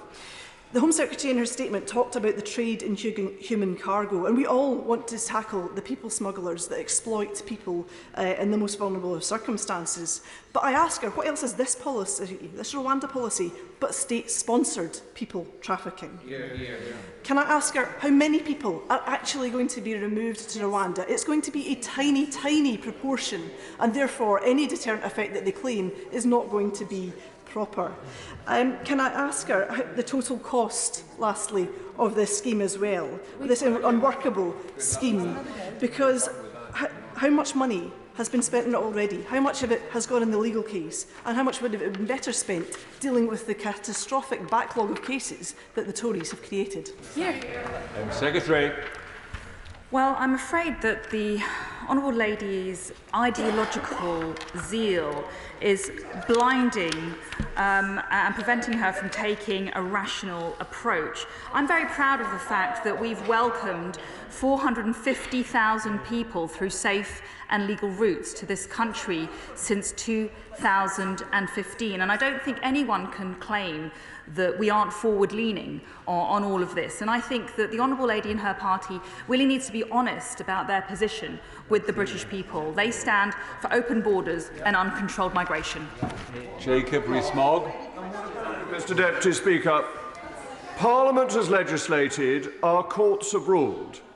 We are apparently stopped by a Russian judge woken from a bar to issue an injunction. Can this stand? Secretary. Well, as always, my right honourable friend makes a very powerful point, and I would just say that neither the Prime Minister or I are deterred from delivering upon this policy. It's an essential part of our wider plans to break the business model, to stop illegal migration. We have a legitimate basis for it. It has been upheld after being rigorously tested in our courts. We will continue to move quickly in order to honour the will of the British people. Jeremy Corbyn. Thank you, Mr Deputy Speaker. The Home Secretary says that Britain has a proud tradition of supporting asylum seekers. That is true in part, but it's not true under her tenure. She is pursuing a vile policy which is brutal towards the individuals concerned and continually tells us that it is illegal to seek asylum. It is not. It is clearly there in all international conventions. Will she, for once, have a sense of humanity towards people who are desperate and are victims of wars, of environmental change, of human rights abuse, and exploited to boot? Cannot she just hold out a hand of friendship and understanding towards these desperate people rather than this brutal assertion she's making today? The right honourable gentleman keeps talking on a regular basis about safe and legal routes as being a means to an end of illegal arrivals. But the reality is that our safe and legal routes already have allowed 450,000 people to come here since 2015, 300,000 in the last year alone, the highest number that we've seen in several decades. But that needs to happen in conjunction with deterrent policies if they are to have any effect, and if we are to stop the practice of people taking lethal and unlawful journeys across the Channel, jumping the queue, undermining the British people's generosity and breaking the law. Edward Lay. Welcome. It won't solve the problem, not just because of the relatively few numbers that can be deported to Rwanda, but because each case must be fought individually, and human rights lawyers will fight every single case individually. That is the problem. Surely the only serious way we can deter migration across the Channel is to have the legal right not just to process people when they arrive on our shores, but to arrest them and detain them until their asylum application is dealt with. Now, is there anything in the Refugee Convention which stops us doing that? If there isn't, why aren't we doing it? And if it's a Human Rights Act that stops us doing it, can we not apply in our new legislation for a notwithstanding clause to deal with that problem? Well, this is exactly why the Prime Minister announced last week, and I and the Immigration Minister are working intensively to prepare legislation which will be introduced next year, and it will deliver a scheme along the lines of what he's just described, whereby if you come here irregularly or illegally, i.e. on a small boat, putting yourself and others at risk, you will be detained and you will be swiftly removed to a safe third country or to Rwanda for your asylum claim to be processed. Yeah. Kevin Jones. The Home Secretary, in a statement, confirmed that the Permanent Secretary of the Home Office had concerns about the cost and that she overruled him. Now, we've spent £140 million so far, and not one single individual has been removed. When the Honourable Member for Corby was the Immigration Minister, he said that the average cost of removing people would be £12,000. Something was not based on any fact. So if she's so confident about the scheme, she took a decision to overrule the Permanent Secretary. Will she not today publish all the costs of this scheme so that we can all take a view of whether it is a good use of taxpayers' money or whether it's not, just simply a way of fulfilling one of her weird dreams?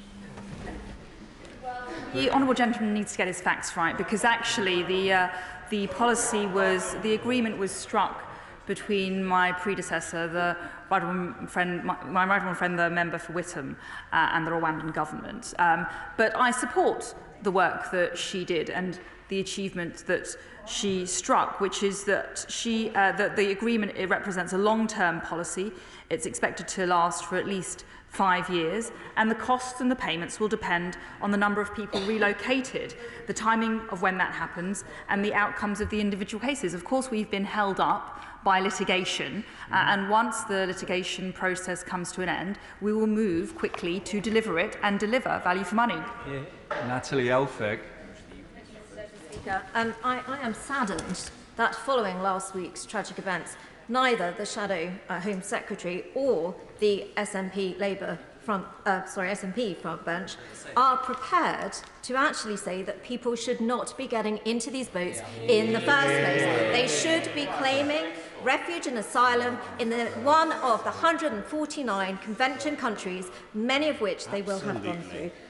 I welcome today's judgment from the High Court, but I ask my right honourable friend, that isn't it even better than Rwanda that people stay safe on land in France and do not take these crossings in the first place? Secretary.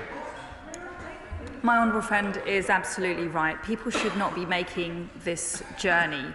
They should not be crossing through other safe countries, and they shouldn't be choosing to come to the United Kingdom via these means. And the sooner that we are able to deliver a policy that reflects that, the better. Lucrece. Thank you, Mr. Deputy Speaker. The courts have been very clear. It is wrong to have a blanket approach to the treatment of refugees, just as it would be wrong to decide that everybody caught speeding could never drive again. What matters is treating each case on its merits. Now, we've seen already how poorly this government is treating children who are here, who are refugee children. The Home Secretary talks about being honest, so let's finally have some honest, straight answers. For avoidance of doubt, will the Home Secretary confirm whether or not she is intending to deport children or those who are looking after children who are here, who are refugees, to Rwanda? Yes or no? Will children be on those flights, ministers? Well, we've been very clear that families are not subject to the Rwandan policy. But the broader point is this. She takes a different reading of the judgment than I do. There's been an extensive and exhaustive analysis of the legal claims brought against the government, and the court has been pretty emphatic on the legality of the policy. It's concluded that the scheme is compliant with our ECHR obligations and with our refugee obligations. Sir John Whittingdale. Thank you, Mr. Deputy Speaker. Can I tell my right honourable friend that 2 months ago I visited Hope Hostel in Kigali, where not only was the accommodation of a high standard, but the Rwandans I spoke to expressed their hope that those coming would in due course obtain jobs and move out to their own homes, thus allowing more refugees to come and take their place. So does she not agree that this policy is not just lawful, it is also humane, in that it offers refugees a real hope? Absolutely, and he is reiterating a point which is extensively dealt with in the body of the judgment, and I refer honourable members to that judgment, where there's a complete analysis of the exact kind of support that people will receive when they're in Rwanda, the kind of monitoring that will go on to ensure that their welfare is safeguarded, and the track record that Rwanda has demonstrated in supporting refugees from the region in previous instances. Christine Jardine. Thank you very much, Mr. Speaker. It's frustrating to stand here and listen to the Secretary of State, because none of us are denying that it's a legal ruling, but whether or not it is lawful, this plan is immoral, ineffective and incredibly costly for taxpayers. Instead of wasting taxpayers' money defending a policy through the courts, does the Secretary of State not agree that the government should be focusing on stopping these dangerous crossings and tackling the smugglers and trafficking by providing more safe and legal routes and sanctuary for refugees, rather than dealing with the problem after people arrive here? Deal with it at source so they are never put in the position where they take the dangerous crossing across the channel. Home Secretary. Well, as the justices make clear at the beginning of their judgment, they're not opining on the politics or the morality of the Rwanda scheme. They are simply opining on the lawfulness, and that's why I have huge confidence in the judgment that's just been handed down today. But if we're talking about the broader issues, I mean, I gently disagree with the honourable lady, as you would imagine. I think what's actually unacceptable is that her party is peddling a mistruth to the British people. It's saying that we can have an unlimited and open borders policy, and we have unlimited capacity and everybody's welcome. Unfortunately, the reality is that is not the case, and we have to take a pragmatic, measured and compassionate approach to our migration, and that's what's sensible and required by the British people. Greg Smith. Mr. Deputy Speaker, central to solving the crisis of illegal migration is the prevention of further loss of human life in the English Channel. So not only do I welcome today's judgment, but my right honourable friend's commitment in a statement to deliver the Rwanda partnership at scale and as soon as possible. But it is clear that there will be continued legal challenges to it, either on an individual basis or on a whole policy basis. So can I push the Home Secretary further on the point made by my right honourable friend for Stone, that the legislation coming in the new year that I look forward to supporting really must include a notwithstanding clause to ensure that we can prevent that loss of further human life in the Channel? Secretary. What's essential is that we introduce, consider and pass legislation that will be robust and resilient and actually deliver upon our stated political objectives. That will require an exhaustive analysis of the legal methods, but simply put, we're in the process, we're in the sausage machine, as they would put it, so it's not a pretty sight, but nothing is off the table. Antoniazzi. Mr Deputy Speaker, the Home Secretary said over the weekend that she is considering leaving the European Convention on Human Rights in order to prevent people claiming asylum. Is it possible, Mr Deputy Speaker, to do this without breaking our commitments in the Belfast Good Friday Agreement? Good question.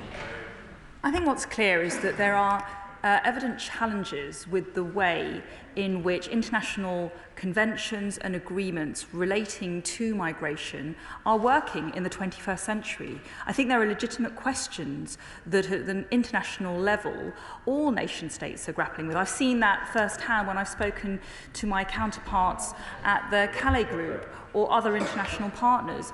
There is an unprecedented scale of illegal migration. There is unprecedented pressure on domestic resources, and I think looking at how we can forge a new set of agreements to work better together is definitely a reasonable approach. Sir Desmond Swain. Were more safe and legal routes to be made available, they would quickly be taken up and the trade in small boats would then continue unabated, wouldn't it? Yes. Ben. Thank you very much indeed, Mr Deputy Speaker. Could the Home Secretary clarify for the House, if someone arrives on the shores at Dover to claim asylum, in order to be able to join a child, a spouse, or an elderly parent here in the United Kingdom, like to family life, can she assure the House that that individual would not be put on a plane to Rwanda and separated from their family for the rest of their lives? The reality is that anybody arriving here irregularly will be eligible for consideration. We will consider every case on its individual merits. We have excluded families from the scheme, but we will also ensure that the decisions are made on a lawful and rational basis. Vickers. Mr Deputy Speaker. I very much welcome the ruling today and the comments of the Home Secretary, and it's quite clear from what we're hearing from members opposite that there's a great gulf between their views and the vast majority of the British people.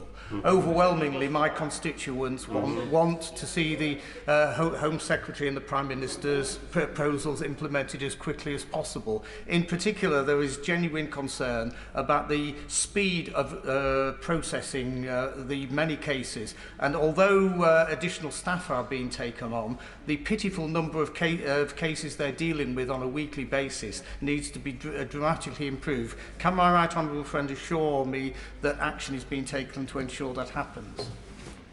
Secretary.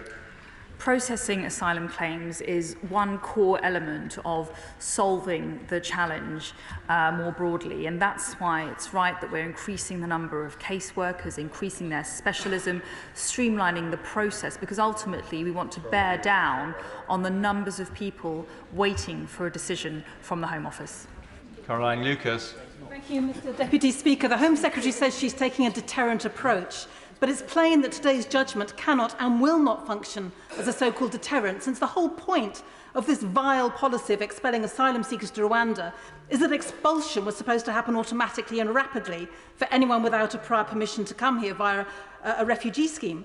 But today's High Court judgment found that each and every individual case must be assessed first, so there'll be nothing automatic about it, and under this government there'll be nothing rapid about it either.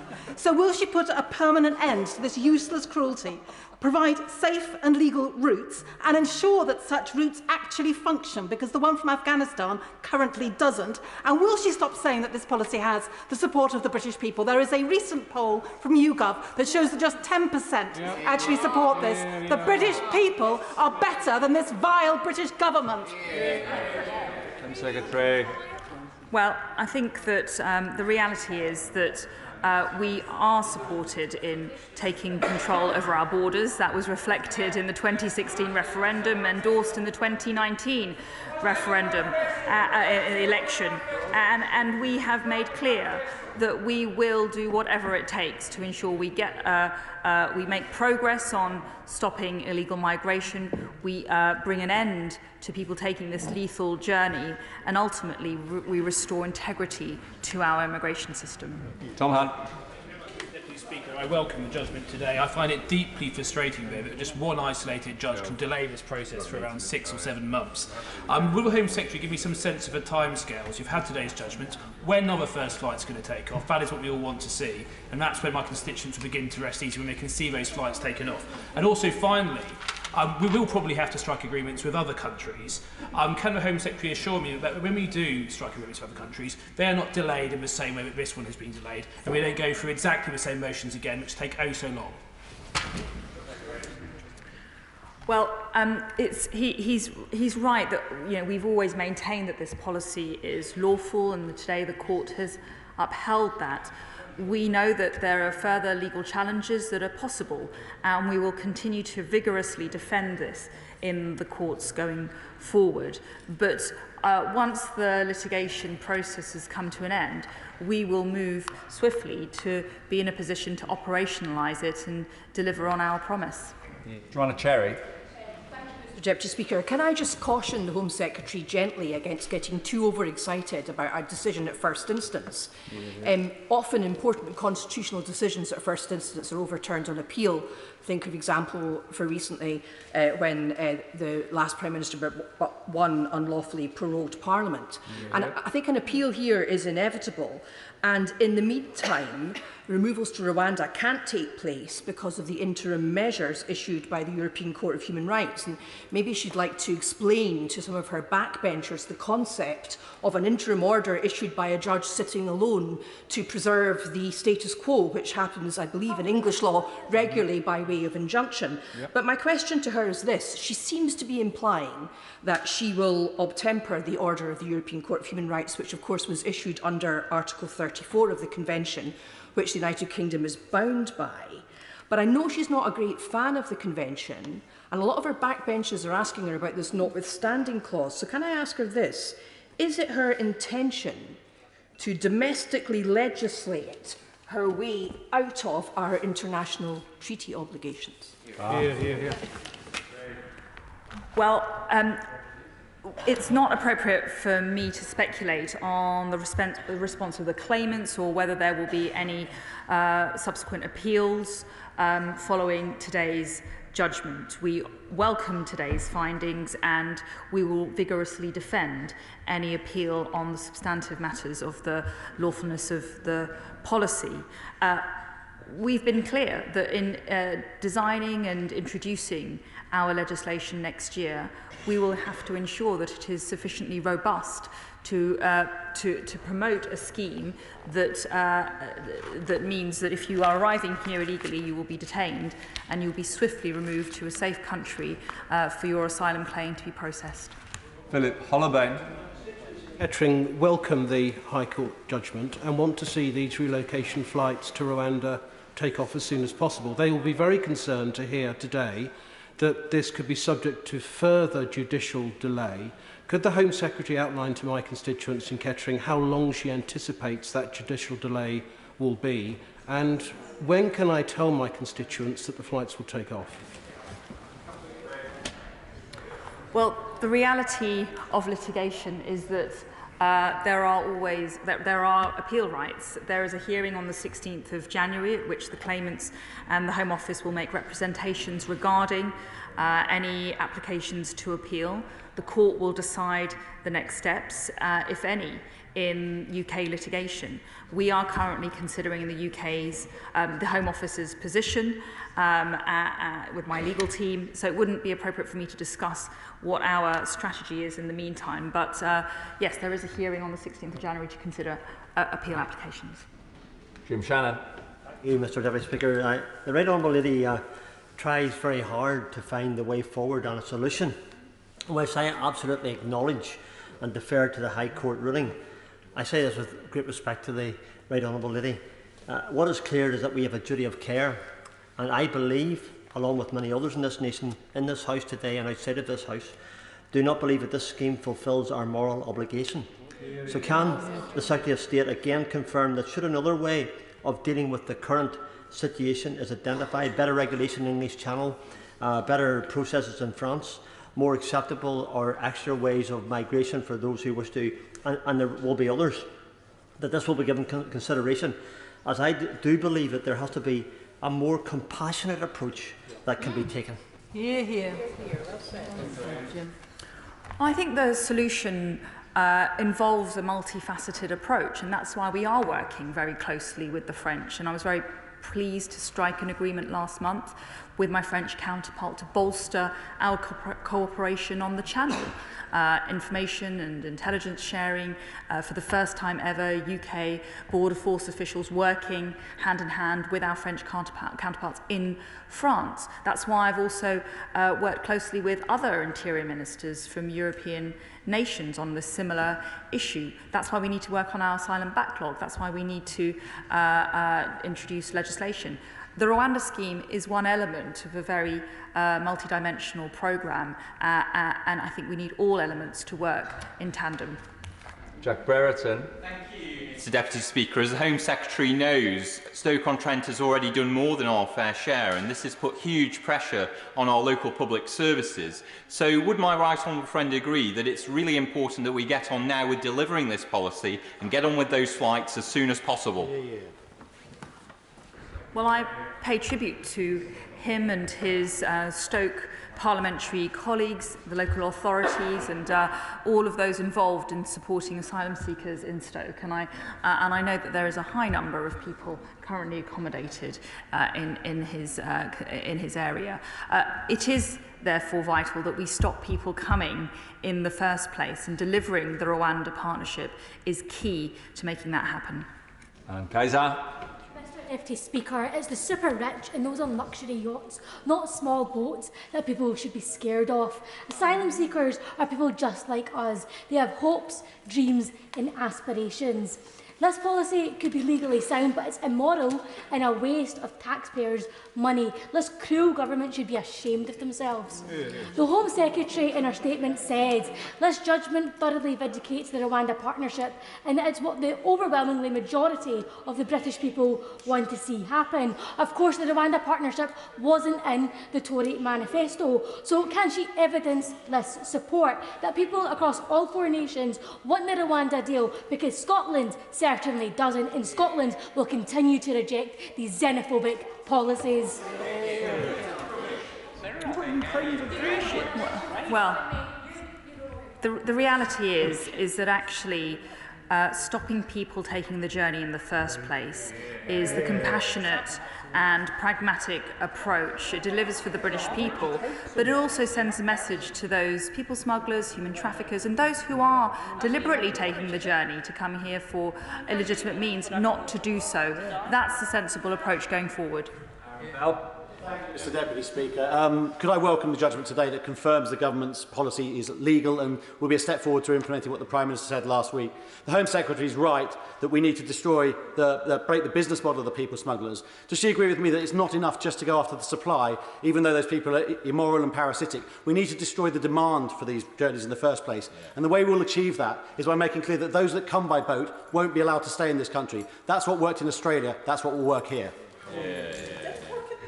He's absolutely right, and I've met with Australian officials who were involved in the design of their Sovereign Borders programme, and they say very much that actually once they were able to remove illegal entrance to Papua New Guinea or Nauru, they saw a dramatic change in the numbers of people attempting the journey in the first place, and that's the model upon which our Rwanda scheme is based. Stuart C. MacDonald.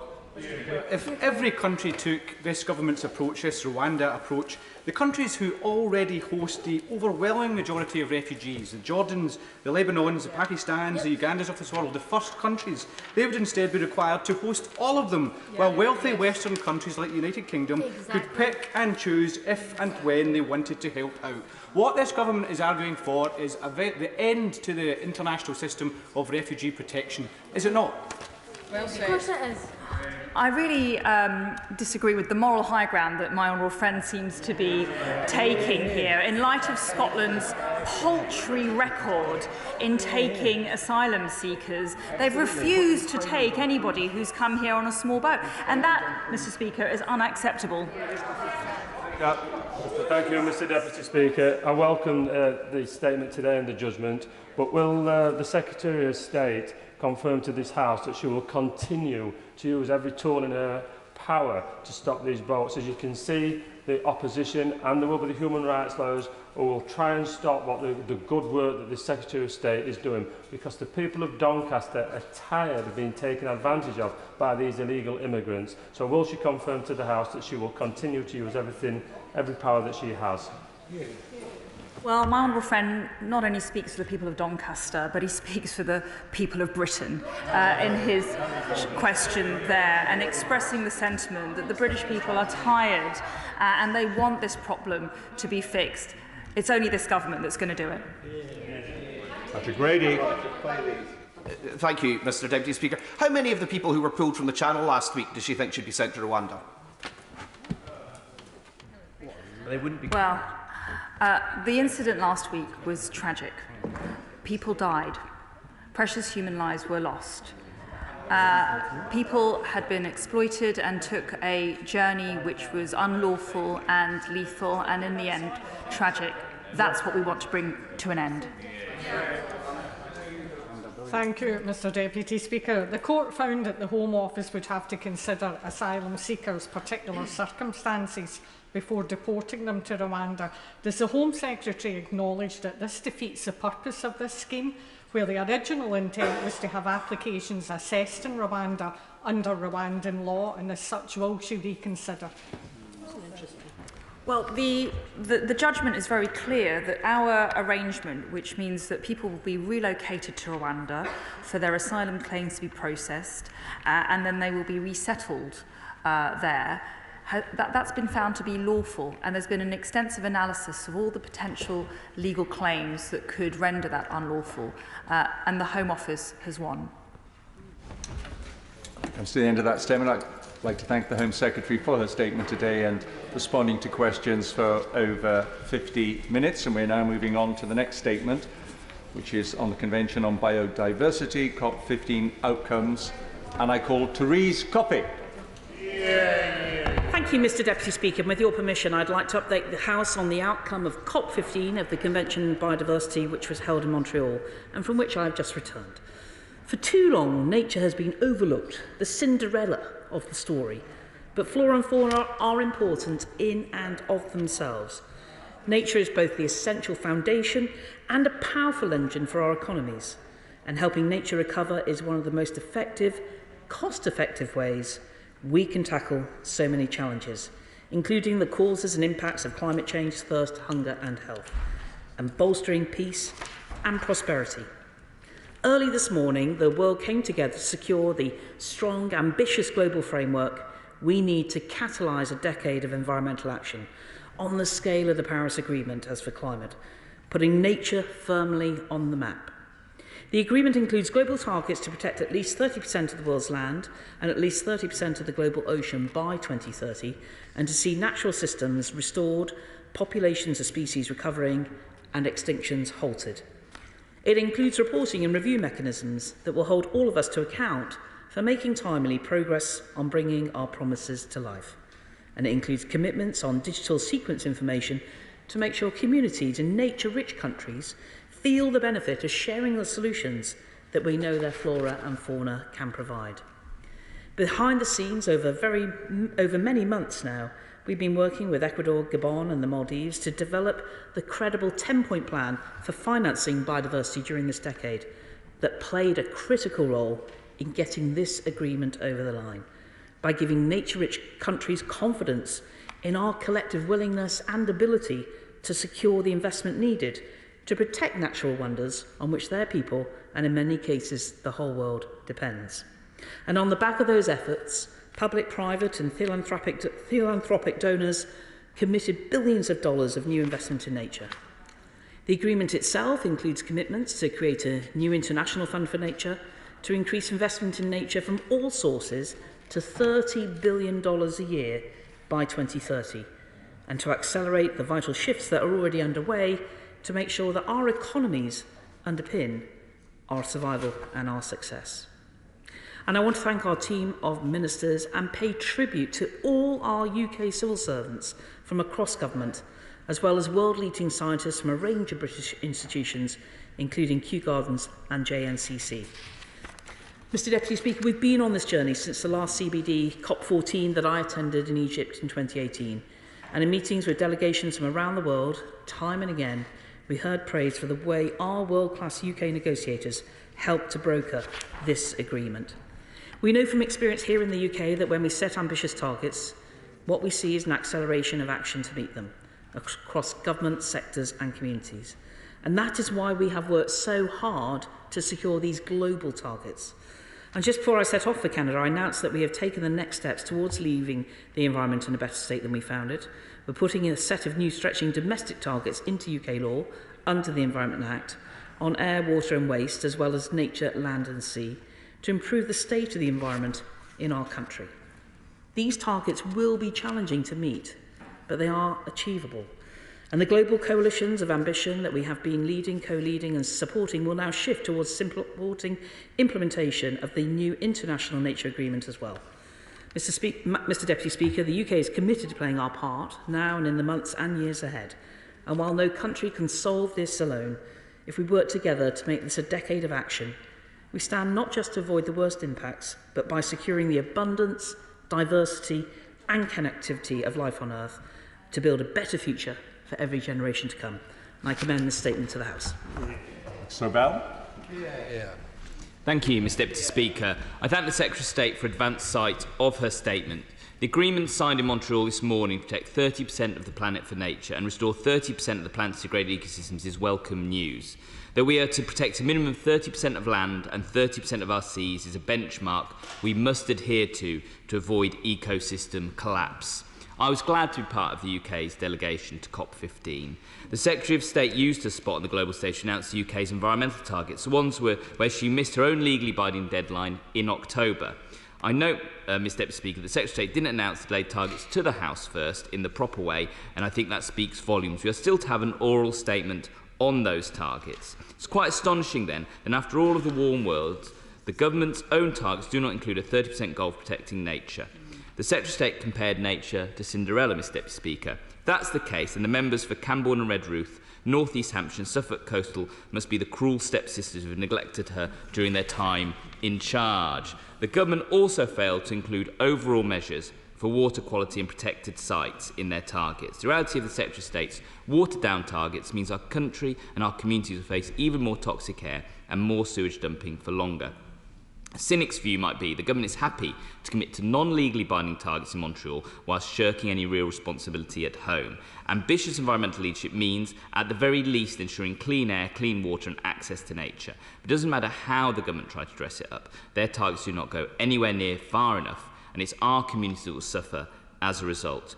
Rivers in England are used as open sewers. Not one is in a healthy condition. Only 14% meet good ecological standards. With no overall water quality targets, the Conservatives can continue to allow raw sewage to flow into our natural environment hundreds of thousands of times a year. How does that fit with our Montreal commitments? Only Labour has a proper plan to clean up our waterways. We introduced mandatory monitoring with automatic fines, hold water bosses personally accountable for sewage pollution, and give regulators the power to properly enforce the rules. 1 in 5 people in the UK with respiratory conditions such as asthma and COPD, which are worsened by breathing toxic air. We know this is especially dangerous for children and vulnerable adults, and I'm extremely concerned at the unambitious targets for air quality set out by the government. Labour are committed to tackling this health crisis once and for all with a Clean Air Act, including the right to breathe clean air, monitoring and tough new duties on ministers to make sure WHO clean air guidelines are kept.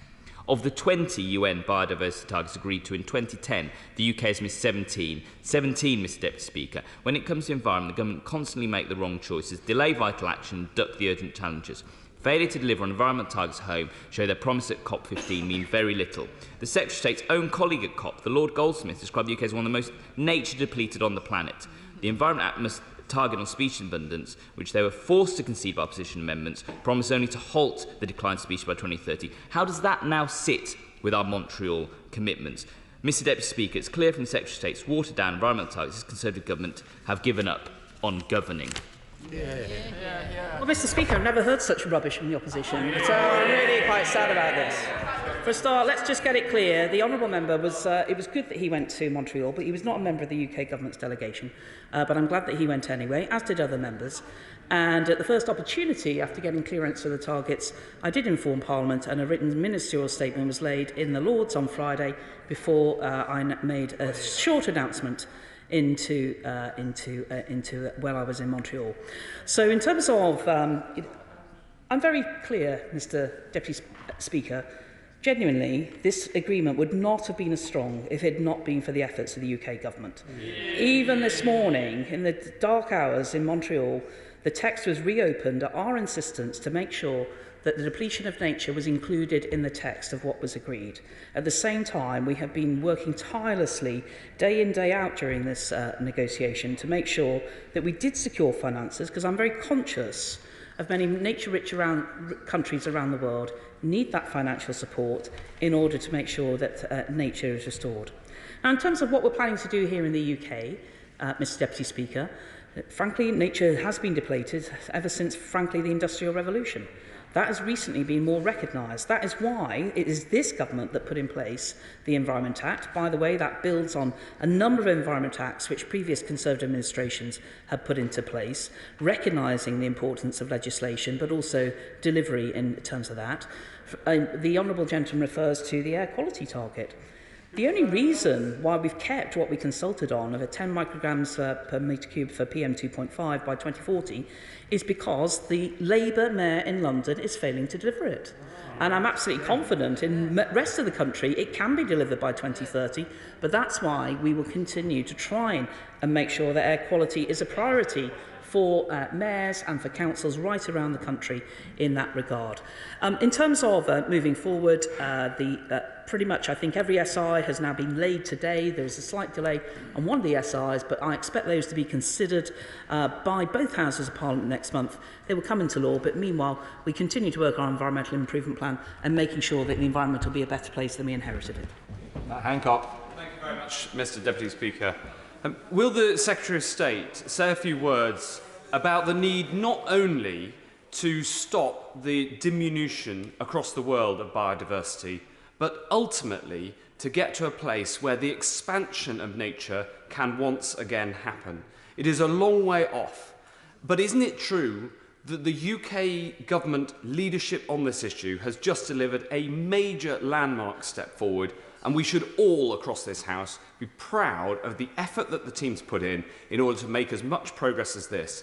In the international arena, it is hard to get big agreements, and the Secretary of State's just got one. I thank my honourable friend, and we both represent the magnificent county of Suffolk, and it's why we are trying to make sure that we continue that improvement of nature. That's why I believe he is a champion for dormice. I am champion for bittern. We've seen improvements in both the habitats for both animals.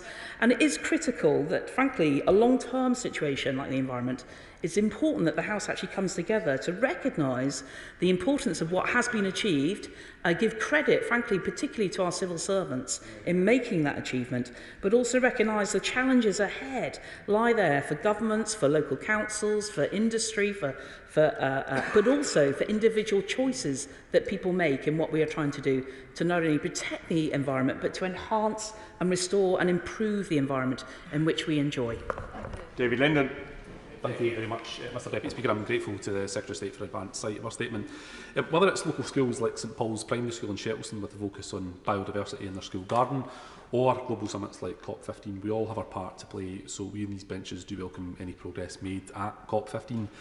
Scotland's new biodiversity strategy includes the COP15 target of halting biodiversity loss by 2030, and it actually goes further with a target of restoring biodiversity by 2045. So will the British Government likewise produce a new biodiversity strategy, one which matches both the COP15 and Scottish targets? Likewise, ministers in Holyrood have recognised that the climate and biodiversity crises are inextricably linked, and that one cannot be tackled whilst the other is ignored. Does the Secretary of State agree with this and agree that decisions to increase fossil fuel production and use will only accelerate biodiversity loss? Mr Deputy Speaker, the Scottish Government led the UK in recognising the biodiversity crisis and has now led the UK in establishing a dedicated £65 million nature restoration fund. So will the British Government follow this example and create a dedicated biodiversity restoration fund for England? And finally, with this I'll close, concerns have been raised about the sidelining of African states at the very end of the COP15 process and the overruling of their calls for dedicated funding to support biodiversity efforts. So can the Secretary of State outline, does she share our deep concern at Global South nations being ignored, and does she agree that those who face the brunt of the climate and biodiversity crises must be heard in global climate negotiations? Well, I thank the honourable gentleman, and indeed the Scottish Minister Lorna Slater was out in Montreal as well, and it's really important that the UK works together to improve the nature. And I'll give credit to Scotland in that regard as well.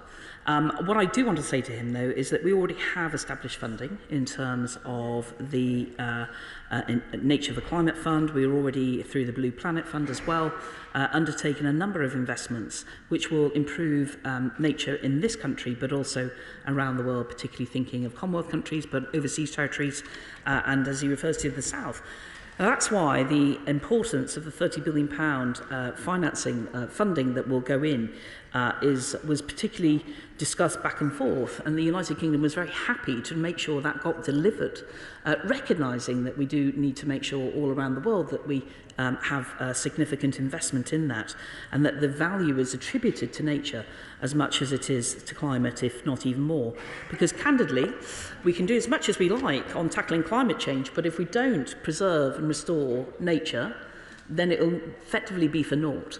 And that is why we have put so much work into doing this. It's why our Prime Minister had set out in Egypt when he went to COP27 about the importance of restoring nature, of being critical weight in terms of tackling climate change. And the Honourable Gentleman may be aware, of course, of our Environmental Land Management Scheme, where we started initially the first phase of SFI, and will be announcing more early in the new year as we make the transition from the traditional European funding, which is effectively area based on how much land people owned, to being paying for certain goods in order to improve the environment and reduce carbon emissions. Douglas Ross. Much, Mr Deputy Speaker. This is an issue that rightly attracts a lot of attention, and particularly school children in Murray often speak to me about biodiversity and nature. Indeed, it's one of the reasons why a nature bill was included in the Scottish Conservative Manifesto for the Holyrood elections. The Secretary of State has outlined the collaboration that there was with Scottish Government ministers out in Canada. Can she state what ongoing discussions there will be with the devolved administrations to ensure this crucial issue continues to be raised at the highest level within governments across the United Kingdom? Well, my honourable friend is right to point out about the collaboration, which is absolutely vital, recognising the importance of nature corridors, but also the importance of biosecurity, which unites our British Isles, Great Britain, as well as the work we do through Northern Ireland as well. I think it's important to say that we do have regular meetings with all the governments of the devolved administrations, and we will continue to do that. In particular, nature is very critical, as I say, because of the transboundary nature that's evident, self-evident by that. But it's, we will continue to try and make sure that whether it's about species abundance, whether it's about thinking about how ways of reducing pollution, which has impacts on nature, we'll continue to work collaboratively right across the United Kingdom. Barry Gardner. Thank you, Mr Deputy Speaker. And I join the Secretary of State in paying tribute to the UK's officials for what they have achieved in the negotiations in Montreal, and indeed for David Cooper as the Deputy Executive Secretary, who's worked tirelessly there for many, many years. But she knows that despite 28% of England already being designated as protected areas, just 4%, scarcely 4%, actually is being protected. The target of 30%, Mr Deputy Speaker, to be protected by 2030 of our planet, however desirable, is just that. It's a target. It's nothing without a programme of implementation for the protective measures to restore those ecosystems and stop species extinctions. That programme needs interim deliverable goals. Yet in the written ministerial statement last week, the earliest interim target against which the government performance can be measured is 2037. Will she set out clear UK staging points against transparent baselines? And does she accept that the Poulsen report on financing of nature doesn't say 30 billion is required, but 711 billion? Well, Mr Deputy Speaker, I think to just correct the gentleman on the last thing he said. So what was published the other day was regarding the targets, which by the Environment Act have to be a minimum 15 years. So the interim targets have not yet been published. They will be included in the Environmental Improvement Plan, and they are a minimum 5 years, and that is what we will be setting out in the Environmental Improvement Plan. So just to get the record straight, there are two different targets. In terms of making improvements, I completely understand what the Honourable Gentleman is saying. There's a number of situations where we want SSSIs to be in better status than they are. That's why we'll work through the Environmental Improvement Plan. It's why we're actually taking advantage of Brexit freedoms to make sure we can redesign how the money that currently supports farmers and landowners in terms of the CAP will be repurposed to make sure that they are achieving public goods through environmental improvement, but also tackling carbon emissions. Will this landmark agreement open the way for larger scale uptake of solutions such as mangrove and seagrass as a means to capture carbon and help tackle global heating? Well, Mr Deputy Speaker, the Right Honourable Lady may not know, I am absolutely mad for mangroves. They are amazing. Unfortunately, we cannot grow them in this country due to the fact that we're not in the tropics. However, we do have salt marsh. And we continued and will want to be seeing increasing elements of that. In terms of quite a lot of the funding of our Blue Planet Fund, I expect to see a substantial amount of that to be purposed towards mangroves. We've already got projects underway, I believe, in Madagascar and Indonesia, and we'll continue to try and develop those. McMorran. I've also recently returned from the International Biodiversity Summit, COP15, where I met representatives from the Wampis Nation, indigenous people from Peru. Their fear was palpable. Their neighbours are dying whilst the world has cast them aside. So can the Secretary of State tell me what the UK government is doing to prevent their extinction? And was COP15 a missed opportunity to protect the rights of Indigenous people? From it, I appreciate the agreements only closed earlier today, but this was a significant win for the Indigenous people and local communities. That's why it played such a prominent part in the negotiations. And as I say, I think she's probably behind the time, but I think it's important that we continue to make sure that. Well, the Honourable Lady obviously wants an adjournment debate. I'm sure she might get one. But that will just give us a further opportunity to say what a magnificent achievement this was for the world. And thankfully, it's thanks to the UK government making sure that delivered, not only for people in the UK, but people in Indigenous communities, Indigenous peoples, local communities. And indeed, we will continue to strive to make the nature for the planet a lot better than it has been that we inherited from the last government. Andrew Jones. Thank you very much, Mr Deputy Speaker. Can I congratulate my right honourable friend for this statement and for all her work and leadership on this issue. Protecting ecosystems and halting biodiversity loss is critical to safeguard our planet for future generations. Does she agree that maintaining international leadership and placing this issue central to government policy is the only way to ensure that the changes delivered will be changes needed will be the changes delivered? I agree entirely with my honourable friend, and that's why it was important when the Prime Minister went to Sharm el-Sheikh for COP27, building on the COP26 presidency he had, where we included nature as a full day of the climate change conference. He was very specific to refer to the £3 billion of financing as part of the £11 billion total on climate financing will be dedicated to nature. And he recognises how critical it is, and that's why we will continue to endeavour to make sure that we improve the natural environment in this country, but also around the world. Caroline Lucas. Thank you, Mr Deputy Speaker. The agreement of a framework which commits to halt and reverse biodiversity loss is, of course, very welcome. But it is a bit staggering that the government's own environment targets, smuggled out late last week, will actually fail to deliver on that goal. They don't even include goals to improve the condition of protected nature sites or overall water quality. So, as a priority, will she align the Environment Act with the new commitments made in Montreal, and specifically with just 38% of SSSIs and 14% of rivers in good condition, will she now commit to consulting and setting those crucial targets next year? Well, Mr Deputy Speaker, the Honourable Lady is right to congratulate the world for recognising that, and also the UK's role in making sure that nature and restoration be included in that text.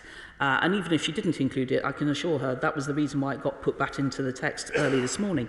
But I want to flag to her that in terms of the indicators that we consulted on, they've set out very clearly the apex indicator is about species abundance. So there's a number of other targets which will aim towards that.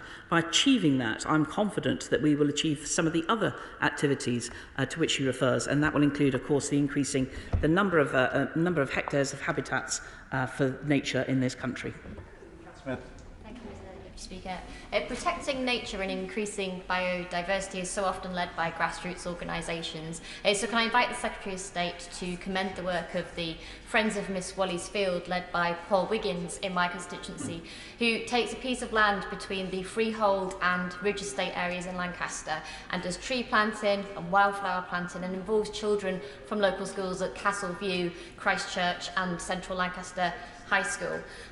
Will she commend the work of those volunteers but also reaffirm her government's commitment that they will not return to fracking?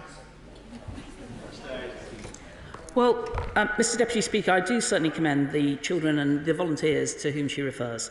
Fracking has got nothing to do with what I'm talking about today, and that statement's already been made separately by Energy Ministers previously. Sean Warra.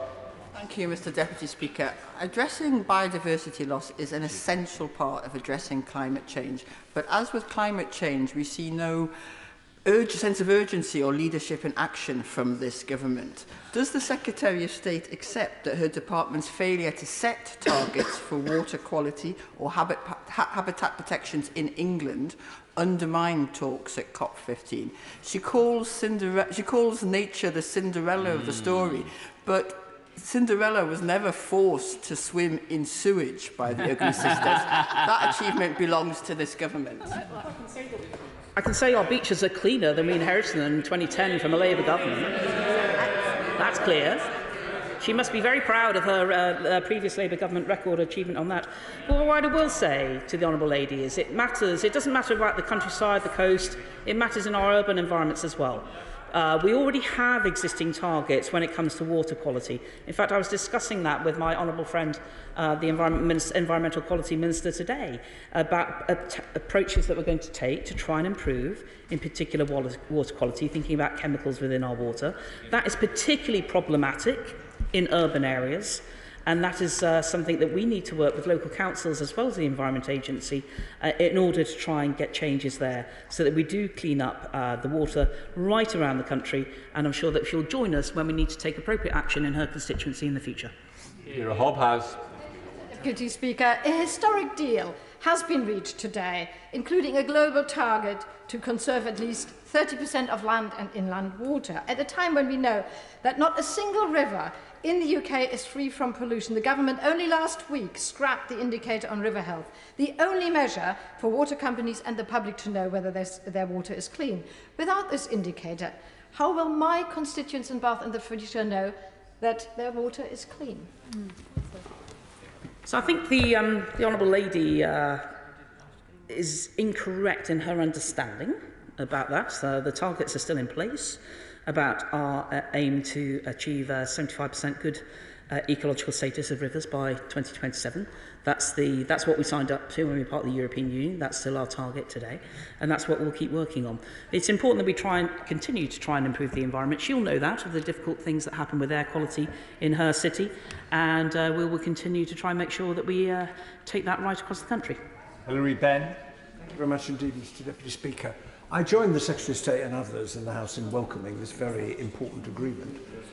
Can she tell us when she intends to bring forward any proposals that may be required to ensure that here in the UK, because the agreement only means anything if countries do what they've signed up to, match the very ambitious targets that have just been agreed in Montreal? Good question. Well, through the Environment Act, some targets in terms of improving the environment were already in primary legislation. We've just announced or confirmed pretty much the environmental targets that we consulted on early in the year. The statutory instruments are being laid, I believe today. I think one is being laid tomorrow, so that Parliament can vote on those legally binding targets. Meanwhile, we continue to make other improvements in terms of activities, whether that's about clean air strategy, whether that's about the biosecurity plan, whether that's about already existing plans and the biodiversity increasing, whether it's about the landscape recoveries. We are already doing a lot of work, and indeed we're changing our funding away from the basic payment system, and from what the European Union did in terms of amounts of payments to improve the environment, being based on the amount of land somebody owned, to actually now paying for services, so that we can do more spatial targeting in a more intelligent way of how we can actually improve water quality, of how we can reduce pollution. So we'll be taking that forward in aspects of the Environmental Improvement Plan to be published next month, but also in terms of the changes that we'll be making through the Environmental Land Management Scheme as well. Jim Shannon. Thank you, Mr Deputy Speaker. Can I first of all welcome the Secretary of State's statement? I think it's really encouraging news, and I think we're all excited by what you said. As someone who has been involved in prior biodiversity drives and planted some 3,500 trees on my own land, I know that other landowners will get involved if the incentive is there. So I'm inspired by the aims, but will the Secretary of State outline how the Right Honourable Lady believes the UK as a whole can achieve these aims, and how the devolved nations will play into these plans, and that we can all win in the United Kingdom of Great Britain and Northern Ireland? Well, I thank the honourable gentleman. I know that the people of Northern Ireland are also keen to see enhanced nature. And I recall my trip earlier this year where I went to the Giant's Causeway for the first time ever and saw beauty in nature, but also the force of nature, and a desire to continue to try and improve that. In terms of how we work together going forward, it will be up to individual devolved administrations, but I know that the Northern Irish ministers and the executive have been very supportive of our approaches so far. Final question on the statement, Patrick Grady. Deputy Speaker, what impact is the UK's decision to cut the aid budget from 0.7% to 0.5% of GNI having on the UK's ability to contribute to the 10-point plan for financing biodiversity? We've actually increased the amount of ODA going into environmental and climate change projects, and I'm excited about that, but we will continue to see more money coming in from around the world, including private sector and philanthropic donors, in order to help achieve these ambitious aims, and I'm excited about the future decade. I'd like to thank the Secretary of State for her statement today and responding to questions for over half an hour.